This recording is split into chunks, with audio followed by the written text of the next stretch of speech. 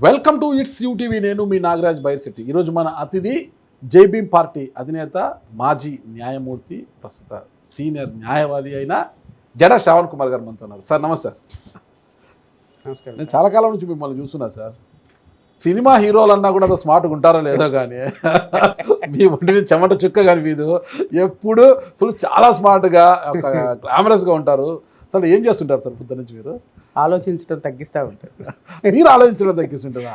అంటే పొద్దున సోషల్ మీడియాని స్టార్ట్ చేసిన, రిమోట్ పెట్టుకొని ఇంట్లో టీవీ పెట్టినా మీరే కనిపిస్తుంటారు. ఇంత నోరేసుకొని పడిపోతుంటారు అవతల మీద.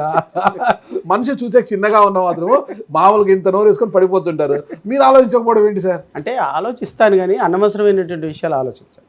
ఓకే. ఎందుకంటే మనిషికి ప్రెజర్ పెంచేటువంటి విషయాలు, అన్నెసరీ ఇష్యూస్, వీటి గురించి ఆలోచించడం, ఎప్పుడైనా ఏదైనా బాధ అనిపించినప్పుడు, స్ట్రెస్ వచ్చినప్పుడు మీలాంటి వాళ్ళు ఇంటర్వ్యూలు పెట్టుకొని చూస్తుంటాను. స్ట్రెస్ రిలీవ్ అయిపోతూ ఉంటుంది. ఓకే. సో ఆటోమేటిక్గా పెద్ద ప్రెజర్ తీసుకునే విషయాలు తీసుకోను, రేపటి గురించి ఎక్కువ ఆలోచించను.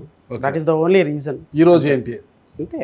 ఎందుకంటే నెక్స్ట్ మినిట్ ఏం జరుగుద్దో మనకు తెలియదు, ఎవరు ఏ స్టేజ్కి వెళ్తారో మనకు తెలియదు. సో కాబట్టి అన్నెసరీగా రేపటి గురించి ఆలోచించి నిన్నటి గురించి బాధపడటం ఎందుకనేది నా ఫిలాసఫీ, సింపుల్ లాజిక్. జడ శ్రావణ్ గారి గురించి ఈరోజు ఉభయ తెలుగు రాష్ట్రాల్లో తెలియని వారు ఎవరూ లేరనమాట. అంటే మీ కుటుంబ నేపథ్యం గురించి కొంతవరకు తెలిసి ఉండొచ్చు, కొంతమందికి తెలియకపోవచ్చు. అలాంటి వారికి తెలియజేయడానికే మా యూటీవీ ద్వారా తెలియజేయాలనుకుంటున్నాను. సార్ మీ కుటుంబ నేపథ్యం, మీ స్వగ్రామం ఒకసారి. అంటే మా మదర్ది ఫాదర్ది ఇద్దరిది గుంటూరే, నేటివ్ గుంటూరు, గుంటూరు టౌనే. మా ఫాదరు ఎలక్ట్రిసిటీ డిపార్ట్మెంట్లో ఒక చిన్న ఎంప్లాయీ.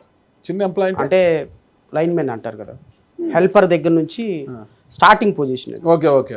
మనం జూనియర్ లైన్ మ్యాన్ నుంచి జేఎల్ఎం తర్వాత పోస్ట్. పల్లెటూరులో కరెంటు పోయినప్పుడు స్తంభాలు ఎక్కి పోల్ టు పోల్ అంటారు. ఆ జాబులో మా నాన్నగారు జాయిన్ అయ్యారు. మా తాతయ్య గారు కూడా అదే జాబు. మా తాతయ్య చనిపోవడంతో మా నాన్నగారికి ఆ జాబ్ వచ్చింది. సో చాలా చిన్న ఏజ్లో ఆయన కూడా జాయిన్ అయ్యాడు. అలా హెల్పర్ నుంచి line men, junior line men, ఫోర్ మ్యాన్గా ఒక 35 సంవత్సరాలు రిటైర్డ్ చేసి ఎలక్ట్రిసిటీ డిపార్ట్మెంట్లో రిటైర్డ్ అయ్యి. సో అందువల్ల మేము ఏం చేసామంటే గుంటూరు నుంచి ప్రత్తిపాడు, పెదనందిపాడు, పొన్నూరు, తాడికొండ అట్లా అన్ని ఊర్లు తిరగాల్సిన పరిస్థితి వచ్చింది. అందువల్ల ఒక చోట ఉండేవాళ్ళం కాదు స్టాగ్నేట్గా. బట్ అల్టిమేట్గా ఏంటి అంటే వి సెటిల్ డౌన్ ఎట్ గుంటూరు. నేను డిగ్రీ ఏసీ కాలేజ్ చదివాను, PG VRS and YRN college చదివాను, లా వచ్చి ఆంధ్ర యూనివర్సిటీ చదివాను. నా స్కూలింగ్ అంతా కూడా పెదనందిపాడు, 1 నుంచి 5వ తరగతి వరకు పత్తిపాడు, 6 నుంచి 10వ తరగతి వరకు పెదనందిపాడు.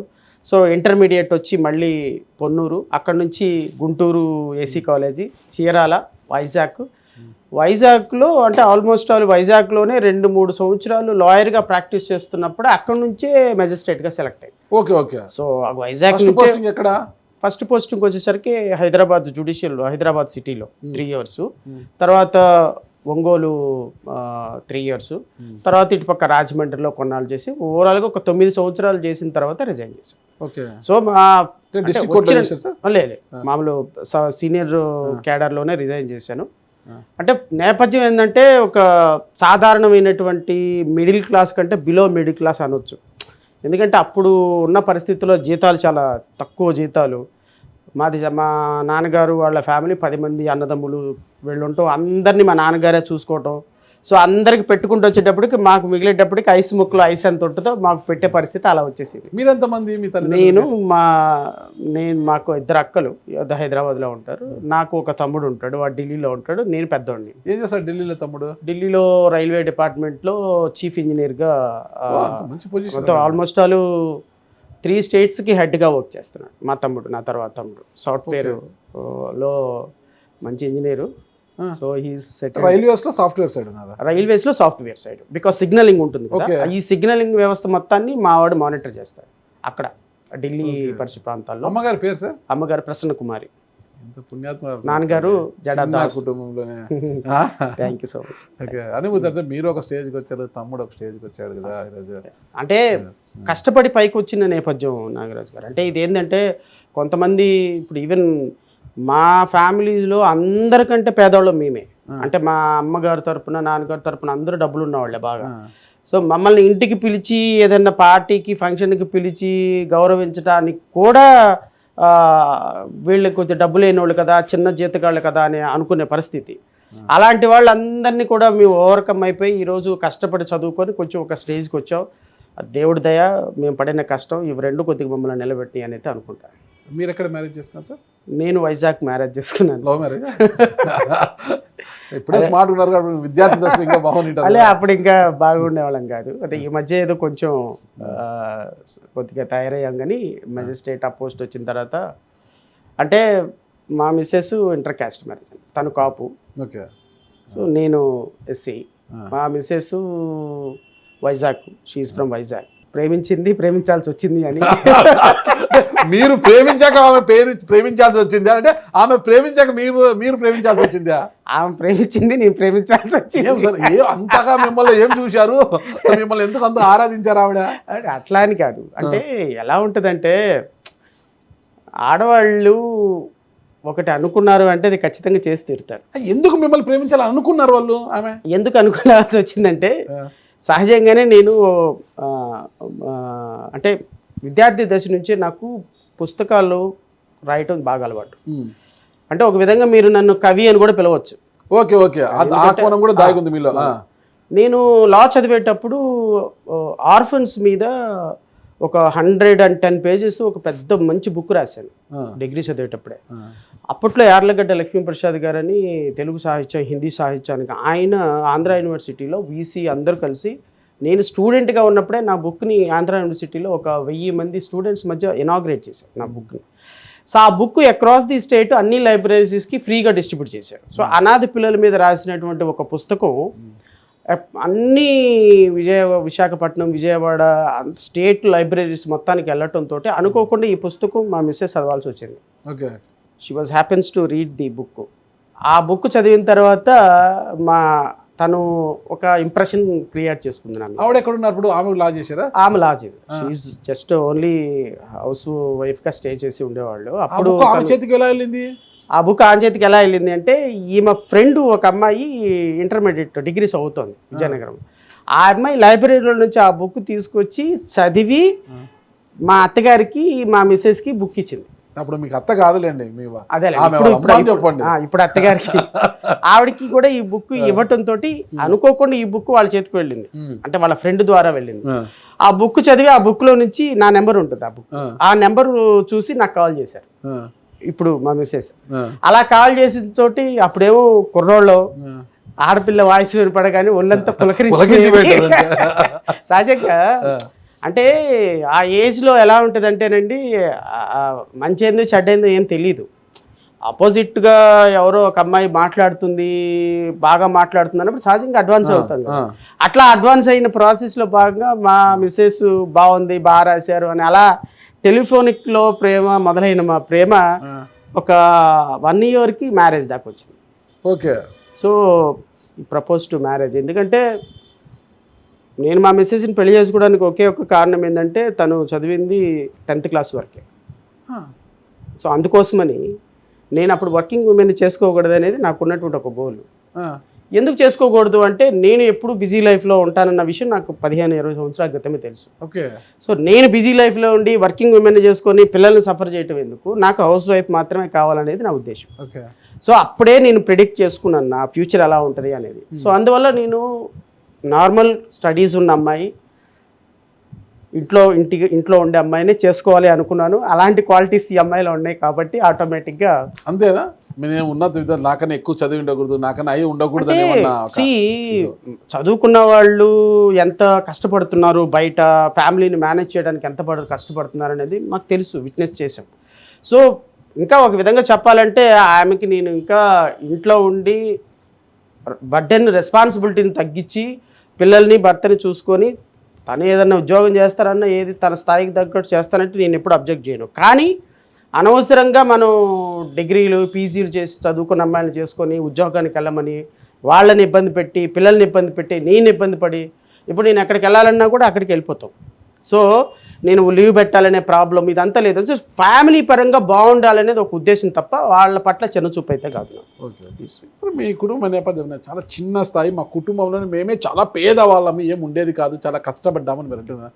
అంత కష్టపడి సాధించిన జాబు చిన్న జాబ్ కాదు, జడ్జ్ అంటే దేశానికి రాజైనా తల్లికి కొడుకు అంటుంటారు కదా, దేశానికి రాజైనా తల్లికి కూడా అట్లే సమాజంలో ఎంత పెద్దవాడైనా ఎంత పెద్ద పొలిటీషియన్ అయినా న్యాయమూర్తి ఎదుట అంటే ఆ బోర్డులో అంటే ఆ సీట్ అట్లాంటిది అనమాట. ఆ జడ్జ్ ఆ సీట్లో కూర్చున్న వ్యక్తికి మనం గౌరవం కాదు, కుర్చీకి గౌరవం. సీటుకి గౌరవం. ఆ వ్యక్తి ఆడు ఉంటాడు, రేపు ఉంటాడు అక్కడ, కానీ ఆ కుర్చీ అనేది అక్కడే పదలం కదా, ఆ కుర్చీకి కదా ఆడొచ్చి బోర్డులో నిలబడాల్సింది. అలాంటి కూర్చులో కూర్చున్న మీరు ఎందుకు మీ ఉద్యోగానికి రాజీనామా చేశారు? యాక్చువల్గా ఇనీషియల్గా ఉద్యోగానికి రాజీనామా చేయాలి, వదిలేసుకోవాలన్న థాట్ నాకు అంత లేదండి. కానీ డౌన్ ది లైన్ వర్క్ చేసేటప్పుడు అంటే మనిషి కొన్ని నిర్ణయాలు తీసుకోవటానికి అతి తెలివి కూడా కారణమేమో అనిపిస్తుంది నాకు. ఓవర్ టాలెంట్, అతి తెలివి. ఇప్పుడు మీరు ఈ సీట్లో కూర్చోడానికి కారణం కూడా మీరు తీసుకున్న నిర్ణయమే. కంఫర్టబుల్ జాబు 10 లక్షలు 20 లక్షలు జీతం కంఫర్టబుల్ జాబ్ వదిలేసేసి ఎందుకు ఈ నాగరాజు గారు ఈ ఛానల్ పెట్టుకొని ప్రయత్నం చేస్తున్నారు, why has taken such a decision అంటే సేమ్ డెసిషన్ నాది కూడా అంతేనా? అంతే. There is no logic at all. ఎందుకంటే ఒక మనిషికి అతి తెలివితేటలు ఎక్కువైపోయి ఓవర్ కాన్ఫిడెన్స్ ఎక్కువైపోతే ఒక సీట్లో కూర్చోడానికి ఇష్టపడ్డావు, కన్ఫైన్డ్ 4 గోడల మధ్య కూర్చోడానికి ఇష్టపడ్డావు, ఎవడో కమాండ్ ఇస్తే ఆ కమాండ్ని పాటించడానికి ఇష్టపడ్డావు. సో నాకు కూడా జడ్జిగా రాను తెలివితేటలు పెరిగిపోవటం, కాన్ఫిడెన్స్ పెరిగిపోవటంతో అరే ఇదేంది మనకి ఏమో 4 గోడల మధ్య వర్క్ వస్తుంది, 2 లక్షల జీతం వస్తుంది, కానీ ఇట్స్ నాట్ గివింగ్ సాటిస్ఫాక్షన్. ఎట్లా ఏదో ఒకటి చేయాలి, మనకి మన జాతి ఉన్నారు.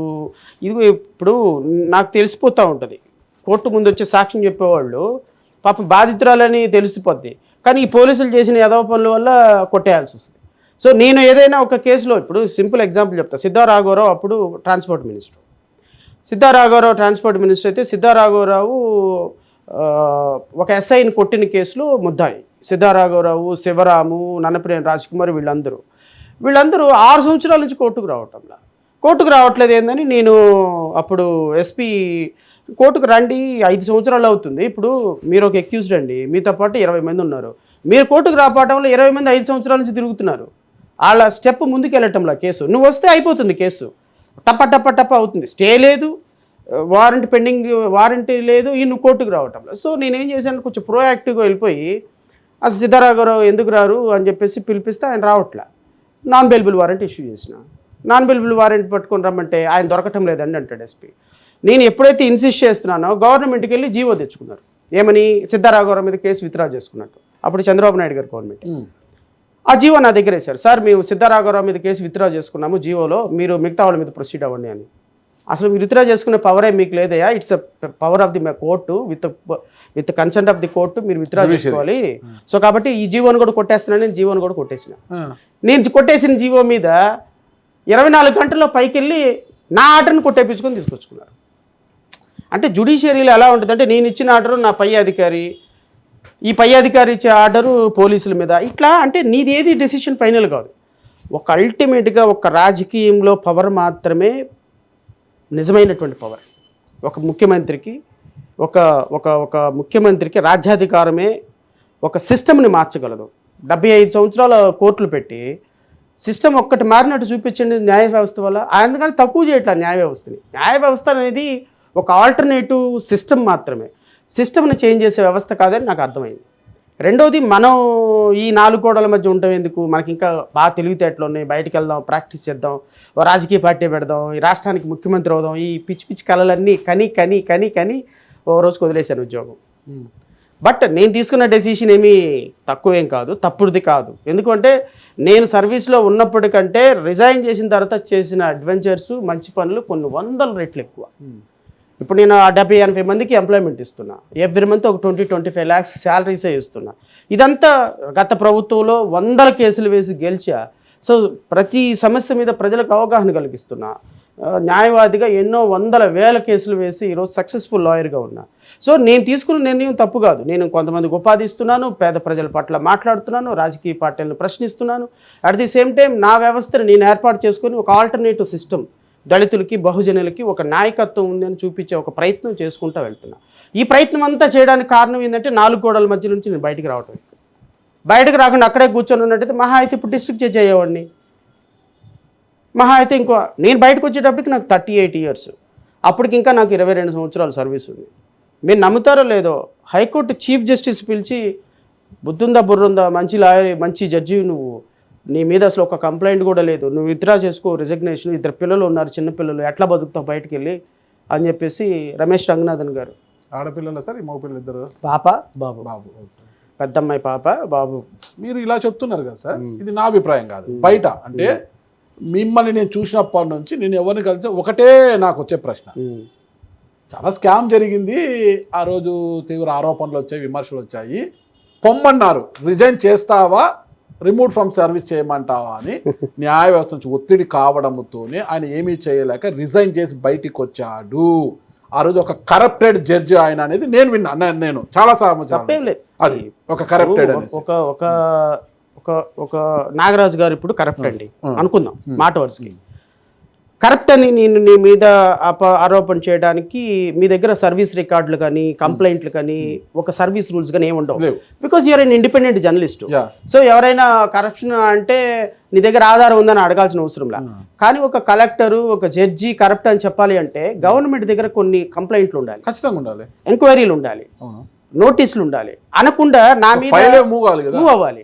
సో అనకుండా నా మీద ఈ కరప్ట్ ఫెలో అని చెప్పడానికి బేస్ లేదు, because I'm not a journalist or ఒక రాజకీయ నాయకుడు కాదు. ఒక జడ్జిగా నేను పనిచేసినప్పుడు నా మీద XYZ డెలిగేషన్ ఏంది అనేది హైకోర్టు దగ్గర రికార్డు ఉంటుంది ఖచ్చితంగా. 2018లో నేను ఇదే చంద్రబాబు నాయుడు మీద 25,000 కోట్లు స్కామ్ చేశాడని కేసు వేసినప్పుడు, నేను హైకోర్టులో ఈ కేసు వేసినప్పుడు హైకోర్టులో, హైదరాబాద్ హైకోర్టులో మొట్టమొదటిసారిగా నారా లోకేష్ కూడా దాంట్లో పార్టీ, జడా శ్రావణ్ కుమార్ అంటే ఎవరు, అసలు ఇతని మీద కంప్లైంట్ ఉందని హైకోర్టు మొత్తం జల్లెడ పెట్టారు. హైకోర్టు మొత్తం జల్లెడ పెట్టారు. దమ్మాలపాటి శ్రీనివాసరావు ఇదే అడ్వకేట్ జనరల్ ఆ రోజున, ఇంత వైట్ పేపర్ మీద ఒక పెన్ను చుక్కతో కూడా నా మీద కంప్లైంట్ లేదు హైకోర్టులో. నా మీద హైకోర్టులో కంప్లైంట్ ఉందా ఊరుకుంటారా? సోషల్ మీడియా ఊరుకుంటుందా? టీడీపీ సోషల్ మీడియా ఊరుకుంటుందా? నెంబర్ 1. నెంబర్ 2, 2019-2024 వరకు జగన్మోహన్ రెడ్డి గవర్నమెంట్ మీద నేను వేసిన అన్ని కేసులు హైకోర్టులో ఈవెన్ చంద్రబాబు నాయుడు ప్రభుత్వం కూడా వేయాల. ఒక ఇండివిజువల్గా, ఒక పార్టీగా గవర్నమెంట్ మీద నేను ఫైట్ చేసిన ఇష్యూస్, గవర్నమెంట్ అధికారుల మీద, ముఖ్యమంత్రి మీద, మంత్రుల మీద నేను చేసిన ఎలిగేషన్స్ బహుశా ఇంకో ఇండివిజువల్ చేసి ఉండాలి. ఆ రోజు కూడా జడా శ్రావణ్ కుమార్ ఎంక్వైరీ మొత్తం హైకోర్టు మొత్తం జల్లెడ పెట్టినారు, ఒక్క కంప్లైంట్ నా మీద లేదు. ఎప్పుడు కూడా జ్యుడిషియరీలో ఒకటి ఉంటుందండి, మీరు రిపోర్టు మీ మీద కంప్లైంట్ ఉంది అంటే as long as complaint pending ఉన్నంత వరకు నీ రిజిగ్నేషన్ యాక్సెప్ట్ చేయరు, you will not be relieved జ్యుడిషియరీలో. ఇప్పుడున్న సోకాళ్ళు ఒక అబ్బాయి రామకృష్ణ అని ఉన్నాడు జడ్జి, అతన్ని రిలీవ్ చేయటంలా, ఈజ్ 5 years నుంచి అడుగుతున్నాడు, ఆయన అడగట రిలీవ్ చేయట్లా, బికాస్ కరప్షన్ ఛార్జెస్ పెండింగ్ ఉన్నాయి. ఈజ్ నాట్ రిలీవ్, రిజిగ్నేషన్ పెట్టి 10 సంవత్సరాలు అవుతుంది, ఆయన యాక్సెప్ట్ చేయరు, పోరాటం చేసుకున్నారులే కానీ చేయరు. జ్యుడిషియరీ ప్రాసెస్ ఏంటంటే నీ మీద ఎలిగేషన్స్ ఉంటే ఎలిగేషన్స్ కంప్లీట్ అయ్యేంత వరకు నీ రిజిగ్నేషన్ యాక్సెప్ట్ చేయరు. అంతేగాని నీ మీద ఫైల్ వచ్చింది, నువ్వు రిజైన్ చేస్తావా, కంప్లైంట్ చేయమంటావా అనే ప్రసక్తే ఉండదు.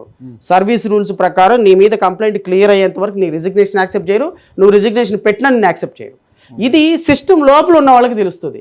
జడా శ్రావణ్ కుమార్ రిజైన్ చేస్తుంటే అప్పుడున్న రిజిస్ట్రార్ జనరల్ మానవేంద్ర రాయ్ గారు, ఇప్పుడు జస్టిస్ మానవేంద్ర గారు పర్సనల్గా పిలిచి నన్ను, బుద్ధి జ్ఞానం ఉందా నీకు, సీజే గారు తిడుతున్నారు, ఏమయ్యా ఇంత మంచి ఉద్యోగం 10 ఏళ్ళు కూడా కాలేదు, వెళ్ళిపో, నీలాంటోడు నాలాంటోడు సిస్టంలోంచి అలిగి వెళ్ళిపోతే అన్నదే కదా. ఎందుకంటే జడ్జి పోస్ట్ అంటేనే అది, అదే నేను అంటున్నా, అంటే ఎంతో శ్రమించి కష్టపడిన బ్యూరోక్రాట్స్ అంటే IAS, IPS కూడా వచ్చి చేయగట్టుకుని నిలబడిన ఆ బోన్లో ఆ కుర్చీకి అంత. నేను ఆఫీసర్గా ఉన్నప్పుడు కొన్ని 10 మంది ఆఫీసర్ని, ఇప్పుడు బాలినేని శ్రీనివాసరెడ్డి నన్ను పర్మిషన్ అక్కడ కోర్టులో కూడా వచ్చేవాడు. ఇలాంటి కేసెస్ ముద్రగడ పద్మ ఎంతో మంది పొలిటీషియన్స్ని న్యాయస్థానాల ముందు పర్ఫెక్ట్గా నిలబెట్టిన. కానీ ఏంటి అంటే ఈ ఎలిగేషన్స్ ఇవన్నీ కూడా ప్రజలు అనుకునేది లేకపోతే జనాలు అనుకునేది వేరు, వాస్తవాలు వేరు. సో వాస్తవాలు ఎక్కడ ఉంటాయి అంటే హైకోర్టులో ఉంటాయి. హైకోర్టులో నుంచి ఒక చిన్న పేపర్ తెమ్మనండి, జడా శ్రావణ్ కుమార్ మీద ఈ కంప్లైంట్ వచ్చింది, అనానిమస్ పిటిషన్, ఊరు పేరు లేని పిటిషన్ అయినా తెమ్మనండి, క్లీన్ రికార్డు జడా శ్రావణ్ కుమార్ది. సో ఐమ్ ఛాలెంజింగ్ సార్, నేను గవర్నమెంట్లు, అడ్వకేట్ జనరల్స్, లాయర్లు, హైకోర్టు మీ చేతిలోనే ఉంటుంది కదా. నా చేతుల్లో కాదు, మీ చేతుల్లో. ఎవరైతే మీరు విమర్శలు చేస్తున్నారు, జడా శ్రావణ్ గారు కరప్షనిస్ట్, కరప్షన్ వల్లనే ఆయన ఉద్యోగం నుంచి తొలగించారు, రాజీనామా చేసి పంపించారు అంటున్నారు కదా, అందరూ కూడా ఒక పేపర్ అంట తీసుకురండి, ఒక చిన్న పేపర్ తీసుకొచ్చి ఆయనకి ఏదో నాకు ఇవ్వండి, మళ్ళా వచ్చిన ఆ పేపర్ చూపించి మాట్లాడతాను. నేను కూడా ఏం చేయలేను అనమాట, ఎందుకంటే మీ ఆరోపణలకి నేను అడిగాను, ఆయన సమాధానం చెప్పారు. నాకు చెప్పిన వారు ఆ పేపర్ తెచ్చింది, మళ్ళీ ఒక ఇంటర్వ్యూలో ఖచ్చితంగా అడుగుతా, ఇదిగో సార్ మీరు అడిగిన పేపర్ అనేసి. ఓకే, మరి వచ్చారు, సంతోషం సార్. ఈరోజు కుల వివక్షత ఇదంతా చాలా ఉంది సార్. ఈరోజు సమాజము మనకు సైన్స్ పెరిగిపోయింది, ప్రపంచమే ఒక కుగ్రామమై మన గుప్పిట్లోకి వచ్చింది. అయినా కూడా ఈ కుల వివక్షత అనేది పెరిగిపోతూనే ఉంది కదా. మరి ఈ సమయంలో ఒక ఎస్సీ సమాజ వర్గానికి చెందిన జడా శ్రావణ్ ఒక మేధావి కావచ్చును, ఎంతో మేధో సంపత్తి ఉండవచ్చును కాక, ఈ రాజకీయ చదరంగంలో ఎలా పైకి వస్తామని ఒక రాజకీయ పార్టీ పెట్టారు, మీరు ఎలా ముందుకు వస్తారు? అంటే ఇప్పుడు మీరు అనేది చాలా మంచి ప్రశ్న నాగరాజు గారు. ఇది మొదలు పెట్టేవాడు ఎలా మొదలు పెట్టగలం, ఎలా కొనసాగించగలం అని అనుకుంటే ఈరోజు మీరు ఈ ఛానల్ పెట్టేవాళ్ళు కాదు. నేను ప్రతిదాన్ని మీకే ఎగ్జాంపుల్ తీసుకుంటాను. ఎందుకు తీసుకుంటానంటే ప్రేక్షకులకి అర్థం అవటం కోసం, ముందు మీకు అర్థం అవటం కోసం. మీలాంటి వాళ్ళు 4 గోడల మధ్య ఉండకుండా ఒక ఛానల్ స్టార్ట్ చేసి నెలకు ఒక 70-80 లక్షల రూపాయలు ఖర్చు పెట్టి ఈరోజు ఇంతమందికి ఉపాధి ఇచ్చి చేస్తున్న దానికి మీ ధైర్యం ఏంటి అని నేను అడిగాను అనుకోండి, సమాధానం లేదు. ఎందుకు? మీకెవడు పెట్టుబడి పెట్టడం, మీకెవరు చంద్రబాబు నాయుడు లాగానో లేకపోతే ఇంకొకళ్ళ లాగానో నాగరాజు గారు మీరు ఛానల్ పెట్టండి మేము సపోర్ట్ చేస్తామని అన్నారు. మీకు మీరుగా రోడ్డు వేసుకోవాలి, మీకు మీరుగా గుంట తవ్వుకోవాలి, మీకు మీరుగా తారు వేసుకోవాలి, మీకు మీరుగా రోడ్డు వేసుకొని నడుచుకుంటూ పోవాలి. Because it is a system. ఎందుకు అంటే సిస్టమ్ని ఎదిరించాలి, సిస్టమ్తో ప్రయాణం చేయాలి అనుకున్నాం అనుకోండి, ఈరోజు చంద్రబాబు నాయుడు గారు పక్కన కూర్చొని మినిస్టర్గా ఉండేవాడిని నేను. తెలుగుదేశంలో జాయిన్ అయినట్టయితే, తెలుగుదేశం పార్టీలో జాయిన్ అయితే మినిస్టర్గా ఉండేవాడిని. ఎందుకు వదులుకున్నాను? పదవి అనేది నీకు అలంకారం కాకూడదు, నువ్వు పదవికి అలంకారం కావాలని ఆలోచించే వ్యక్తిని నేను అదే రోజు ముఖ్యమంత్రి చంద్రబాబు నాయుడు ఎవరైనా సరే నేను ఎమ్మెల్యే కావాలి, మంత్రి కావాలనుకుంటే 2018లో పార్టీ రిజైన్ చేసిన వెంటనే ఒక పార్టీలోకి వెళ్ళేవాడిని. ఆ పార్టీ ఐడియాలజీ నచ్చిద్దా లేదా పక్కన పెడితే, రేపొద్దున మన పార్టీలోకి వెళ్ళి అనవసరంగా మనం ఇబ్బంది పడి వాళ్ళని ఇబ్బంది పెట్టి, మనం ఒక మాట అని వాళ్ళు ఇంకో మాట అని ఎందుకు అనవసరంగా? నీ ఐడియాలజీ పర్ఫెక్ట్గా సెట్ కాదు ఎవరితో, ఇండిపెండెంట్గా పార్టీ పెట్టుకో. నీ కంచంలో అది గంజాన్నం ఉన్నా పచ్చడాన్నం తిన్నా నువ్వు తినడానికి నీకు ఇష్టపడుతున్నావు, పక్కోడి ప్లేట్లో పలావ్ తినడానికి నువ్వు ఇష్టపడటంలా. కాబట్టి నీ గంజాన్నం నువ్వు తింటమే సంతోషం అని భావించే వ్యక్తిని నేను రేపు సక్సెస్ అవుతానా, ఫెయిల్యూర్ అవుతానా? ఇప్పుడు ఈరోజు జడా శ్రావణ్ కుమార్ 100 ఓట్లు రాని, 1000 ఓట్లు రాని, 500 ఓట్లు రాని 125 మందిని మొన్న ఎలక్షన్లో నుంచోబెట్టిన 175 కాన్స్టిట్యున్సీలకి. రేపొద్దున ఖచ్చితంగా ఈ రాష్ట్రంలో ఒక బడుగు బలహీన వర్గాలకు ఆల్టర్నేటివ్ సోర్స్ అవుతా. 2029 కాకపోతే 34 అయితే 39. What is wrong? ఇప్పుడు నేను ఎప్పుడు కూడా, మీ వయసు ఎంత సార్? 45. 29కి 49 అనుకోండి, మన 48, 34కి ఒక 53 ఏమవుతుంది? మళ్ళా 39కి పవన్ కళ్యాణ్ 55 ఏళ్ళకి 14 సంవత్సరాలు పార్టీ పెట్టి 55 ఏళ్ళకి ఎమ్మెల్యే అయినాడు. 55 ఇయర్స్కి వెళ్ళారు. నేను అనేది ఏంటి అంటే, నేను ఎమ్మెల్యే అవుతానో, ఎంపీ అవుతానో, మినిస్టర్ అవుతానో అనే సమస్య కాదు ఇక్కడ. అసలు ఆల్టర్నేటివ్గా ఒక వ్యవస్థలో కాన్స్టిట్యూషన్ని, అంబేద్కరిజాన్ని రిప్రజెంట్ చేస్తూ కుల మతాల భావాలను తీసివేసేటువంటి ఒక ఆలోచన కలిగినటువంటి వ్యక్తి ఉన్నాడా లేదా అనేది ఇంపార్టెంట్. సార్ ఒకటి నాకు చెప్తారా సార్? కాన్స్టిట్యూషన్, మీరు రాజ్యాంగం గురించి మాట్లాడుతున్నారు, అంబేద్కర్ గారు దాని ప్రకారమే మనం నడుచుకోవాలి, అది ధర్మం కూడా, అది పక్కా అందరు నడుస్తున్నారు సార్ దాని ప్రకారం? ఎవరు నడవట్లేదు. మరి మీరు కాన్స్టిట్యూషన్ ఇది ఉంది, అది ఉంది, పవన్ కళ్యాణ్ అది ఇది అంటారు కదా. నేను ఒక్కటే చెప్తాను సార్, ఈరోజు ఏపీలో తీసుకుంటే మనము కాపులు ఒక పవర్ ఫ్యాక్టర్ ఇక్కడ, దాంట్లో నో డౌట్ ఒక పవర్ ఫ్యాక్టర్ అది. ఎస్సీ సామాజిక వర్గాన్ని తీసుకుంటే పవర్ ఫ్యాక్టర్ అంటే ఒక్కొక్క నియోజకవర్గంలో ఒక్కొక్క స్థాయిలో వాళ్ళు ప్రభావితం చేయగలరు. వాళ్ళని ప్రభావితం చేసే నాయకులు మరొకరు ఉంటారనమాట, అగ్రవర్ణాల నుంచి వచ్చిన వాళ్ళు ఉంటారంట. వాళ్ళంతా ఒక తాటిపైకి వస్తారా అనేది లేదు. ఒక తాటిపైకి వచ్చినుంటే మీరు కావచ్చు, రిటైర్డ్ ఐఏఎస్ విజయ్ కుమార్ గారు కావచ్చు, సో చాలామంది నాయకులు ఉన్నారనమాట. అందరూ కలిసి ఒక తాటిపైకి వచ్చి మీ సామాజిక వర్గాన్ని ఒక తాటి మీద నడిపించాలని అనుకుని ఉంటే ఖచ్చితంగా ఒక పార్టీ మీద పెట్టుకొని ఉండేవాళ్ళు అంటారు. ఏంటి మీరు పార్టీ పెట్టారు, సరే తెలుగుదేశం పార్టీ గొంతుకై మాట్లాడారా గత ప్రభుత్వ హయాంలో? అసలు చంద్రబాబు నాయుడు గారికి దోమ కుట్టినా కూడా జడా శ్రావణ్ గారు గొడ్డలు తీసుకుంటూ నరికేవారు దోమని. మా బాబునే కుడతావా నువ్వు అనేది గొడ్డలు తీసుకుని నరికేంతలా మాట్లాడారు. ఆయన అరెస్ట్ చేస్తే మీరు గొంతు వేసుకొని పడిపోయారు. ఏమి జరిగినా కూడా జగన్మోహన్ రెడ్డి గారు అంటే వైసీపీ ప్రభుత్వాన్ని చీల్చి చెండాడేట్లా టీవీలలో వేసేశారు. ఏమి జరిగిందో ఏమో కానీ ఎన్నికల్లో పోటీ చేశారు. ఎక్కడ పోటీ చేశారు? అది కూడా తాడికొండనో తిరువూరు ఇంకో చోట కాదన్నమాట. పోయి లోకేష్ గారు ఎక్కడైతే పోటీ అక్కడే పోయి నిలబడ్డారు. ఐ థింక్ నాకు తెలిసి 100కు 1500 ఓట్లు ఏమో మీకు 500 477 అది 477 వచ్చింది. సరే, మనకు మీ ఇంకొక పార్టీ నాయకుడు IAS retired IAS Vijay Kumar గారు, ఆయన పోయి అక్కడ సత్యవేడు ఇక్కడ ఆయన ఒక ఎంపీగా అనుకుంటే మన సత్యవేడులో పోతే ఆయనకు వచ్చిన ఓట్లు ఏంటో మీకు తెలుసు. ఇద్దరు కలిపినా కూడా మంగళగిరిలో వచ్చిన 100 ఓట్లు కూడా సమానం కాలేదు. ఓకే ఓకే, అంటే ఇక్కడ ఒకటే, ఒక్క మంగళగిరిలోనే అరే మన శ్రావణ్ మనవాడు, మన దళితుడు మన కోసం నిలబడ్డాడు, సరే గెలుస్తామా ఓడతామొద్దు, మన పవర్ ఏంటో చూపించాలని దళితులు అనుకోలేదు, మీ గురించి అనుకోలేదు, విజయ్ కుమార్ గారి గురించి అనుకోలేదు.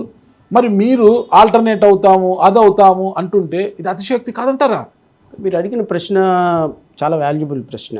అయితే మీ పర్సెప్షన్ రాంగ్. ఎట్లా రాంగో చెప్తాను వినండి. ఒక ఉద్యమానికి ఎప్పుడు కూడా ఒకటే నాయకుడు ఉంటాడు, ఇద్దరుంటే అది నాయకత్వం కాదు. కాపులకి పవన్ కళ్యాణ్ నాయకుడు అని నేను ఇప్పటికీ కూడా అనుకోను. ఎందుకంటే ఆయన పార్టీ పెట్టినప్పుడు ఏ కాపులు లేరు ఆయన దగ్గర, ఒక సామాజిక వర్గాన్ని సపోర్ట్ చేశారు, అంతేగాని కాపులందరూ ఆయన దగ్గర ఉన్నారేంటి? లేకపోతే కాపులందరికీ పవన్ కళ్యాణ్ నాయకుడా? వైఎస్ఆర్సీపీలో కాపులు ఉన్నారు, తెలుగుదేశంలో కాపులు ఉన్నారు. కాపులు ఆయన కాపు కాబట్టి సహజంగా కాపు సామాజిక వర్గంలో మెజారిటీ ఆఫ్ ప్రజలు ఆయన ఓన్ చేసుకునే అవకాశం ఉంది. అంతవరకు చేసుకున్నారు. పవన్ కళ్యాణ్ కాపులు నా వాళ్ళు అనుకోలేదు, కాపులు పవన్ కళ్యాణ్ ఓన్ చేసుకున్నారు. మన కాపుని కుర్చీలో చూడాలా అనుకుని సపోర్ట్ చేశారు. తొలిసారి, రెండోసారి ఇది అవమానము, ఈ రెడ్ల పాలన చూశారు, వద్దు జరుగుతుంది. అదే పవన్ కళ్యాణ్ బలపరుస్తూ వచ్చారు. వచ్చిన తర్వాత తెలుగుదేశం పార్టీ చివరి నిమిషంలో పవన్ కళ్యాణ్ చంద్రబాబు నాయుడుని అరెస్ట్ చేయడం, అక్కడికి వెళ్ళి ఆయనంతగా ఆయన మనం కలిసి పోటీ చేద్దాం. పవన్ కళ్యాణ్కి వచ్చిన ఓట్ల శాతం ఎంత అండి? I think 7.9 8 5.9. ఓకే, 5.9 ఓట్లతో ఎవడైనా ఎమ్మెల్యే అవుతాడా? ఒక్కటే ఇక్కడ కలిసి పడినా కాబట్టి కాపుల ఓట్లంతా కూడా ఒక సెంట్రలైజ్ అయింది. ఎంతమంది కాపు? పవన్ కళ్యాణ్ గాని రాష్ట్రంలో కాపులు 28% ఉన్నారా? 28% కాపు, 23%. ఓకే, 25 వేసుకోండి. ఓకే, మరి 6% అట్టు వచ్చిన కాపులందరూ ఆయన వైపు ఉంటే 26 రావాలి కదా. ఓకే, ఎందుకు వచ్చినాయి 5%? కాపులు అంటే ఇప్పుడు కాపులు ఓన్లీ 5%. మళ్ళీ ఆ 5%లో బీఎస్పీ ఉంది, సిపిఐ ఉంది, సిపిఎం ఉంది, వీళ్ళందరూ ఉన్నారు. ఇప్పటికి అలయన్స్ లో పోటీ చేశాడు ఆయన. అలయన్స్ లో పోటీ చేస్తే 5.5% ఓట్లు వచ్చినాయి.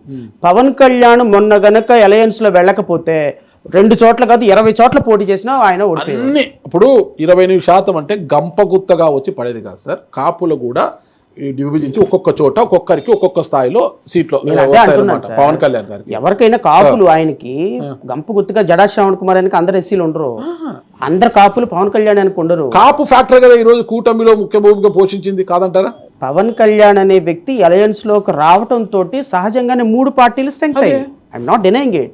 ఇప్పుడు విజయ్ కుమార్ కు శ్రవణ్ కుమార్ కు 400 ఓట్లు వచ్చినాయి, 100 తక్కువ ఓట్లు వచ్చినాయి. ట్రూ, మేము అబ్సల్యూట్లీ ప్రజాస్వామ్యంలో ఓట్ల రాజకీయం వేరు, ప్రజాస్వామ్యం వేరు. మీరు ప్రజాస్వామ్యమే ఓట్లు వస్తేనే ప్రజాస్వామ్యం, డెమోక్రసీలో ఓట్లు రావటమే నాయకత్వం. ఓట్లు నాయకత్వం అంటే నాకు తెలిసి అంబేద్కర్ ఏ ఎలక్షన్లో డైరెక్ట్ ఎలక్షన్లో గెలవలా. అంత మాత్రం చేత ఈ దేశానికి రాజ్యాంగం రాయకుండా ఆపాడా? అంత మాత్రం చేత ఈరోజు ఉన్న 40 కోట్ల మందికి బడుగు బలహీన వర్గాలకి ఒక సెట్ ఆఫ్ రాజ్యాంగానికి ఒక భారతదేశంలో ఒక గొప్ప నాయకుడిగా మిగిలిపోయినాడు. సో ఎమ్మెల్యే ఎంపీ అవ్వటమే దళితులు ఆరాధ్య దైవం కావచ్చు, రాజ్యాంగ నిర్మాతగా భారతదేశ పౌరుడైన ప్రతి ఒక్కరు ఆయన గౌరవించాలి. అలాంటి ఆయనకే తప్పలేదు ఓటమి. ఆ సామాజిక గురించి వచ్చిన వారు ఎవరైనా ఒక పార్టీ పెట్టి ఎదిగిన దాఖలాలు, సొంతంగా పార్టీ పెట్టి చట్టసభలోకి వెళ్ళిన దాఖలాలు, ఒక పార్టీ నీడన ఉంటేనే, ఏదో ఒక పార్టీ జెండా కప్పుకుంటేనే, అది ఏ జెండా అయినా కావచ్చు, ఏదో ఒక జెండా ఉంటేనే వాళ్ళ అజెండా నిలబడుతుంది, వాళ్ళ అజెండాతో 29లో చూడండి. ఏం చూడాలంటారు? చూడండి సార్, ఏం చూడాలంటారు? ఈ రాష్ట్రానికి జడా శ్రావణ్ కుమార్ ఏమవుతాడో చూడండి. 29 ఏమవుతాడు? మామూలుగా న్యాయవాది అవుతాడు, మళ్ళీ కుర్చీలో కూర్చుంటాడు, ఏమీ కాలేడు నేను అనుకోవటం. మళ్ళీ నేను మీకు 29లో ఎలక్షన్ అయిపోయిన తర్వాత నేను మీతో సార్ నేను ఒకటే చెప్తాను సార్, మీరు నాకు బాగా తెలిసిన విషయం మనం పక్కన పెడతాం. జడా శ్రావణ్ గారు ఎప్పుడు కూడా ఎవరు అధికారంలో ఉంటే వాళ్ళకు వ్యతిరేకంగా ప్రతిపక్షంలో ఉన్న వారికి మౌత్ పీస్ అవుతారు, అంతకుమించి ఏమీ కారు. అవును, అంతేనా? అంతే. That is wall democracy. Okay, ప్రజాస్వామ్యం అంటే ఏంది? పాలకపక్షంలో ఉన్న వాళ్ళ మీద ఫైట్ చేయటం. ఇప్పుడు వైఎస్ఆర్సీపీ పాలకపక్షంలో నుంచి ప్రతిపక్షంలోకి వచ్చింది. ఇప్పుడు నేను వైఎస్ఆర్సీపీని విమర్శించాలా? ఎందుకు? డెమోక్రసీ కాదు అది. మొన్నటిదాకా చంద్రబాబు నాయుడు ప్రతిపక్షంలో ఉన్నాడు. మీరు ఇంతకుముందు అన్నారు చంద్రబాబు నాయుడికి చేమ కుడితే దాము కుడితే జడా శ్రావణ్ కుమార్ మీ టీవీలో వచ్చాడని. నేను నా డిబేట్స్లో ఎప్పుడు కూడా ప్రభుత్వాన్ని విమర్శించాను తప్ప చంద్రబాబు నాయుడిని పొగళ్ళా. నెంబర్ 1.